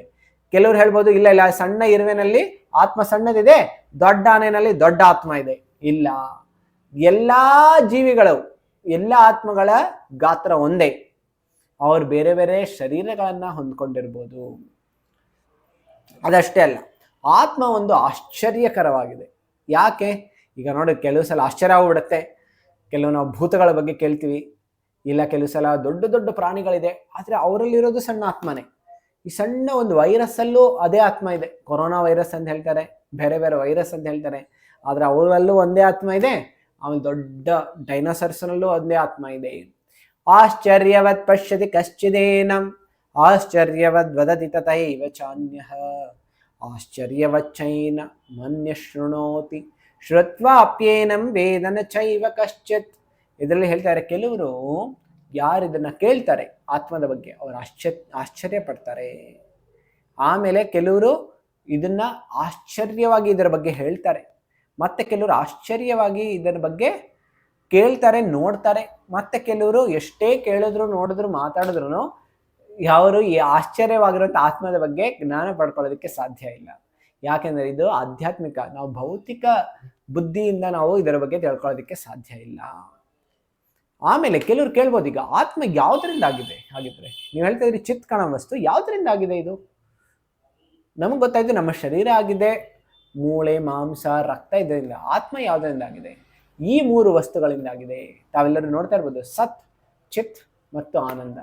ನೋಡಿ, ಈ ಚಿತ್ರದಲ್ಲಿ ಸತ್ ಅಲ್ಲಿ ನೀವು ನೋಡ್ಬೋದು, ಯಾರಾದ್ರೂ ಒಬ್ಬ ವ್ಯಕ್ತಿ ಸಾಯಿಸೋದಕ್ಕೆ ಬಂದ್ಬಿಡ್ತಾರೆ, ಆಗ ನಾವು ತಕ್ಷಣ ನಮ್ಮನ್ನು ರಕ್ಷಣೆ ಮಾಡ್ಕೊಳ್ಳೋದಕ್ಕೆ ನೋಡ್ತೀವಿ. ಯಾಕೆ? ನೋಡಿ, ತಕ್ಷಣ ಬರೀ ನಾವಷ್ಟೇ ಅಲ್ಲ, ಯಾವುದೇ ಪ್ರಾಣಿ ಆಗಿರ್ಬೋದು, ಒಂದು ಸಣ್ಣ ಇರುವೆ ಹೋಗ್ತಾ ಇದೆ ಅಂತ ತಿಳ್ಕೊಳ್ಳಿ, ಅದರ ಮುಂದೆ ಅದನ್ನ ಯಾರಾದ್ರೂ ಹೊಡೆಯೋದಕ್ಕೆ ನೋಡ್ತಾರೆ, ಸಾಯಿಸೋದಕ್ಕೆ ನೋಡ್ತಾರೆ, ಆ ತಕ್ಷಣ ಏನ್ ಮಾಡುತ್ತೆ, ಅದು ಭಯಪಟ್ಟು ಇನ್ನು ಅದನ್ನ ರಕ್ಷಣೆ ಮಾಡ್ಕೊಳ್ಳೋದಕ್ಕೆ ಬೇರೆ ಬೇರೆ ಕಡೆ ಓಡುತ್ತೆ. ಈಗ ಕೆಲವು ಸಲ ಎಷ್ಟೊಂದು ಕಸಾಯಿಖಾನೆಗಳಲ್ಲಿ ಕೋಳಿಗಳನ್ನ ಸಾಯಿಸೋದಕ್ಕೆ ನೋಡ್ತಾರೆ, ಆದ್ರೆ ಕೋಳಿಗಳು ಇಷ್ಟು ಆರ್ತ ಭಾವನೆಯಿಂದ ಅದು ಕಿರ್ಚಾಡ್ತಾ ಇರುತ್ತೆ. ಆಮೇಲೆ ರಕ್ಷಣೆ ಮಾಡ್ಕೊಳ್ಳೋದಕ್ಕೆ ಪ್ರಯತ್ನ ಪಡ್ತಾರೆ. ಯಾಕೆ ಅಂತ ಹೇಳಿದ್ರೆ, ಅವರು ಹೇಗೆ ಮನುಷ್ಯರು ಹೇಗೆ ಜೀವಿಗಳು, ಅವರಿಗೆ ಹೇಗೆ ಅವರ ಶರೀರ ತುಂಬಾ ಮುಖ್ಯವಾಗಿದೆ, ರಕ್ಷಣೆ ಮಾಡ್ಕೊಳ್ಳೋದಕ್ಕೆ ಪ್ರಯತ್ನ ಪಡ್ತಾರೆ, ಅದೇ ರೀತಿ ಪ್ರಾಣಿಗಳು ಅಷ್ಟೇ, ಪಕ್ಷಿಗಳು ಅಷ್ಟೇ, ಕ್ರಿಮಿಕೀಟಗಳು ಅಷ್ಟೇ, ಎಲ್ಲರಿಗೂ ಅವರ ಶರೀರ ಅವರಿಗೆ ತುಂಬಾ ಪ್ರಿಯವಾಗಿರುತ್ತೆ. ಆಮೇಲೆ ಅದನ್ನ ರಕ್ಷಣೆ ಮಾಡ್ಕೊಳ್ಳೋದಕ್ಕೆ ಪ್ರಯತ್ನ ಪಡ್ತಾರೆ. ಯಾಕೆ ಅಂತ ಹೇಳಿದ್ರೆ, ಆತ್ಮದ ಒಂದು ಲಕ್ಷಣ ಅಂತ ಹೇಳಿದ್ರೆ ಅದು ಶಾಶ್ವತವಾಗಿರುತ್ತೆ. ಅದು ಶಾಶ್ವತವಾಗಿ ಇರೋದಕ್ಕೆ ಅದು ಪ್ರಯತ್ನ ಪಡುತ್ತೆ. ಅದಕ್ಕೋಸ್ಕರ ಹೇಳ್ತಾರೆ, ಈ ಲಕ್ಷಣ ಎಲ್ಲಿಂದ ಬರ್ತಾ ಇದೆ ಅಂದ್ರೆ ಆತ್ಮದಿಂದ ಬರ್ತಾ ಇದೆ. ಸತ್ ಅನ್ನುವಂಥ ಭಾವನೆಯಿಂದ. ಸತ್ ಅಂತಾರೆ ಯಾವಾಗ್ಲೂ ಇರುವಂಥದ್ದು, ಶಾಶ್ವತವಾಗಿರುವಂಥದ್ದು. ಮತ್ತೆ ಕೆಲವರೆಲ್ಲರೂ ಈಗ ಆಧ್ಯಾತ್ಮಿಕ ಪಯಣ ತಿಳ್ಕೊಳ್ಳೋದಕ್ಕೆ ನೀವೆಲ್ಲರೂ ಭಾಗವಹಿಸಿದ್ದೀರಿ, ಮತ್ತೆ ಕೆಲವರು ಭಾಗವಹಿಸೋದಕ್ಕೆ ಅಷ್ಟು ಇಷ್ಟ ಇಲ್ಲ. ಆದ್ರೆ ನಿಮ್ಗೆಲ್ಲರಿಗೂ ತಿಳ್ಕೊಳ್ಳುವಂತಹ ಆ ಹಂಬಲ ಇದೆ, ಜ್ಞಾನ ಪಡ್ಕೊಳ್ಬೇಕಂತ ಹಂಬಲ ಇದೆ, ಮತ್ತೆ ಅವ್ರಿಗೆ ಬೇರೆ ಏನೋ ಜ್ಞಾನ ಪಡ್ಕೊಳ್ಬೇಕೋ ಹಂಬಲ ಇದೆ. ಈ ಜ್ಞಾನವನ್ನ ಪಡ್ಕೊಳ್ಬೇಕೋ ಹಂಬಲ ಎಲ್ಲಿಂದ ಬರ್ತಾ ಇದೆ? ಚಿತ್ ಅನ್ನುವಂಥದ್ದಿಂದ ಬರ್ತಾ ಇದೆ. ಚಿತ್ ಅಂತ ಹೇಳಿದ್ರೆ ಜ್ಞಾನ. ಆಮೇಲೆ ಅದಷ್ಟೇ ಅಲ್ಲ, ಆನಂದ ಪಡ್ಕೊಳ್ಳುವಂತಹ ಭಾವನೆ ಎಲ್ಲರಲ್ಲೂ ಇದೆ. ಕೆಲವ್ರಿಗೆ ಆನಂದ ಈ ರೀತಿ ಆಧ್ಯಾತ್ಮಿಕ ಪ್ರವಚನ ಕೇಳೋದ್ರಿಂದ ಸಿಗುತ್ತೆ, ಮತ್ತೆ ಕೆಲವರಿಗೆ ಮೂವಿ ನೋಡೋದ್ರಿಂದ ಸಿಗುತ್ತೆ, ಮತ್ತೆ ಕೆಲವರಿಗೆ ಕ್ರಿಕೆಟ್ ನೋಡೋದ್ರಿಂದ, ಆಟ ಆಡೋದ್ರಿಂದ ಸಿಗುತ್ತೆ, ಮತ್ತೆ ಕೆಲವರಿಗೆ ಬೇರೆ ಬೇರೆ ಬೇರೆ ಬೇರೆ ಕ್ರಿಯೆಗಳಿಂದ ಆನಂದ ಸಿಗುತ್ತೆ. ಆದ್ರೆ ಆನಂದ ಪಡ್ಕೊಳ್ಳುವಂತಹ ಇಚ್ಛೆ ಎಲ್ಲರಲ್ಲೂ ಇದೆ. ಇದು ಎಲ್ಲಿಂದ ಬರ್ತಾ ಇದೆ? ಆತ್ಮದಿಂದ ಬರ್ತಾ ಇದೆ. ಅದಕ್ಕೋಸ್ಕರ ಆತ್ಮದ 3 ಲಕ್ಷಣಗಳು, 3 ವಸ್ತುಗಳಿಂದ ಆಗಿದೆ ಅಂದರೆ ಸತ್, ಚಿತ್ ಮತ್ತು ಆನಂದ. ಈ ರೀತಿ ಆತ್ಮದ ಲಕ್ಷಣಗಳ ಬಗ್ಗೆ ನಾವು ತಿಳ್ಕೊಂಡ್ವಿ. ಆತ್ಮದ ಬೇರೆ ಬೇರೆ ಲಕ್ಷಣಗಳು ಅಷ್ಟೇ ಅಲ್ಲ, ಆತ್ಮ ಇದೆ ಅನ್ನೋದಕ್ಕೆ ವೈಜ್ಞಾನಿಕ ಪ್ರೂಫ್ ತಿಳ್ಕೊಂಡ್ವಿ. ಆಮೇಲೆ ನಾವು ಯಾರು, ಶರೀರ ಅಲ್ಲ ಆತ್ಮ, ಇದ್ರ ಬಗ್ಗೆ ಸಂಪೂರ್ಣವಾಗಿ ನಾವು ಜ್ಞಾನವನ್ನ ಪಡ್ಕೊಂಡ್ವಿ. ಆತ್ಮದ ಮತ್ತೊಂದು ಆತ್ಮ ಇದೆ ಅಂತ ಹೇಳಿದ್ರೆ ಹೆಂಗ್ ಗೊತ್ತಾಗುತ್ತೆ? ಪ್ರಜ್ಞೆಯ ಮೂಲಕ ಗೊತ್ತಾಗುತ್ತೆ. ಈ ರೀತಿ ನಾವು ಆತ್ಮದ ಬಗ್ಗೆ ಸಂಪೂರ್ಣವಾಗಿ ತಿಳ್ಕೊಂಡಿದ್ವಿ. ಈಗ ಮುಂದಿನ ವಾರ ನಾವು ತಿಳ್ಕೊಳ್ಳೋಣ ಚೇತನ, ಅಚೇತನ ಮತ್ತು ಇದೆರಡರ ನಿಯಂತ್ರಕ ಯಾರು. ಅದಷ್ಟೇ ಅಲ್ಲ, ಮರಣ ಅಂದ್ರೆ ಏನು. ಇವತ್ತು ನಾವು ಜೀವನದ ಬಗ್ಗೆ ತಿಳ್ಕೊಂಡ್ವಿ. ನೆಕ್ಸ್ಟ್ ಸೆಷನ್ ಅಲ್ಲಿ ನಾವು ತಿಳ್ಕೊಳ್ಳೋಣ ಮರಣ ಅಂತ ಹೇಳಿದ್ರೆ ಏನು, ಮರಣದ ಸಮಯದಲ್ಲಿ ಏನಾಗುತ್ತೆ, ನಾವು ಮುಂದೆ ಎಲ್ಲಿಗೆ ಹೋಗ್ತೀವಿ, ಇದೆಲ್ಲದರ ಬಗ್ಗೆ ನಾವು ಮುಂದಿನ ವಾರ ತಿಳ್ಕೊಳ್ಳೋಣ. ದಯವಿಟ್ಟು ತಾವೆಲ್ಲರೂ ಮುಂದಿನ ವಾರದ ತನಕ ಈ ಸೆಷನ್ ಬಗ್ಗೆ ಏನು ತಿಳ್ಕೊಂಡಿದ್ದೀರಿ, ಇದ್ರ ಮೇಲೆ ಕ್ವಿಜ್ ಅನ್ನ ದಯವಿಟ್ಟು ಅಟೆಂಡ್ ಮಾಡಿ, ಮತ್ತು ತಾವೆಲ್ಲರೂ ಇನ್ನೂ ಹೆಚ್ಚು ಈ ಭಗವದ್ಗೀತೆ ಪ್ರಚಾರಕ್ಕೆ ನಮ್ಮೆಲ್ಲರಿಗೂ ಸಹಾಯವನ್ನ ಮಾಡಿ. ಹರೇ ಕೃಷ್ಣ. ಈಗ ಇಷ್ಟೊಂದು ಪ್ರಶ್ನೆಗಳಿರ್ಬೋದು, ಇವತ್ತು ಸಮಯ ಕಡಿಮೆ ಇದೆ. ನಾವು ಈ ಪ್ರಶ್ನೆಗಳನ್ನ, ತಾವೆಲ್ಲರೂ ಏನೆಲ್ಲ ಪ್ರಶ್ನೆಗಳಿದೆ ಅದೆಲ್ಲವನ್ನು ನಮ್ಮ ಕ್ವಿಜ್ ಲಿಂಕಲ್ಲಿ ಅದಲ್ಲಿ ನಿಮ್ಮ ಪ್ರಶ್ನೆಗಳೆಲ್ಲವನ್ನು ಹಾಕಿ, ಆ ಪ್ರಶ್ನೆಗಳೆಲ್ಲವನ್ನು ನಾವು ನಮ್ಮ ಮುಂದಿನ ಚರ್ಚೆಯಲ್ಲಿ ನಾವು ಮಾಡೋಣ. ತುಂಬಾ ಧನ್ಯವಾದ ಎಲ್ಲರಿಗೂ. ಹರೇ ಕೃಷ್ಣ. ಶ್ರೀಲ ಪ್ರಭುಪಾದ ಕಿ ಜೈ.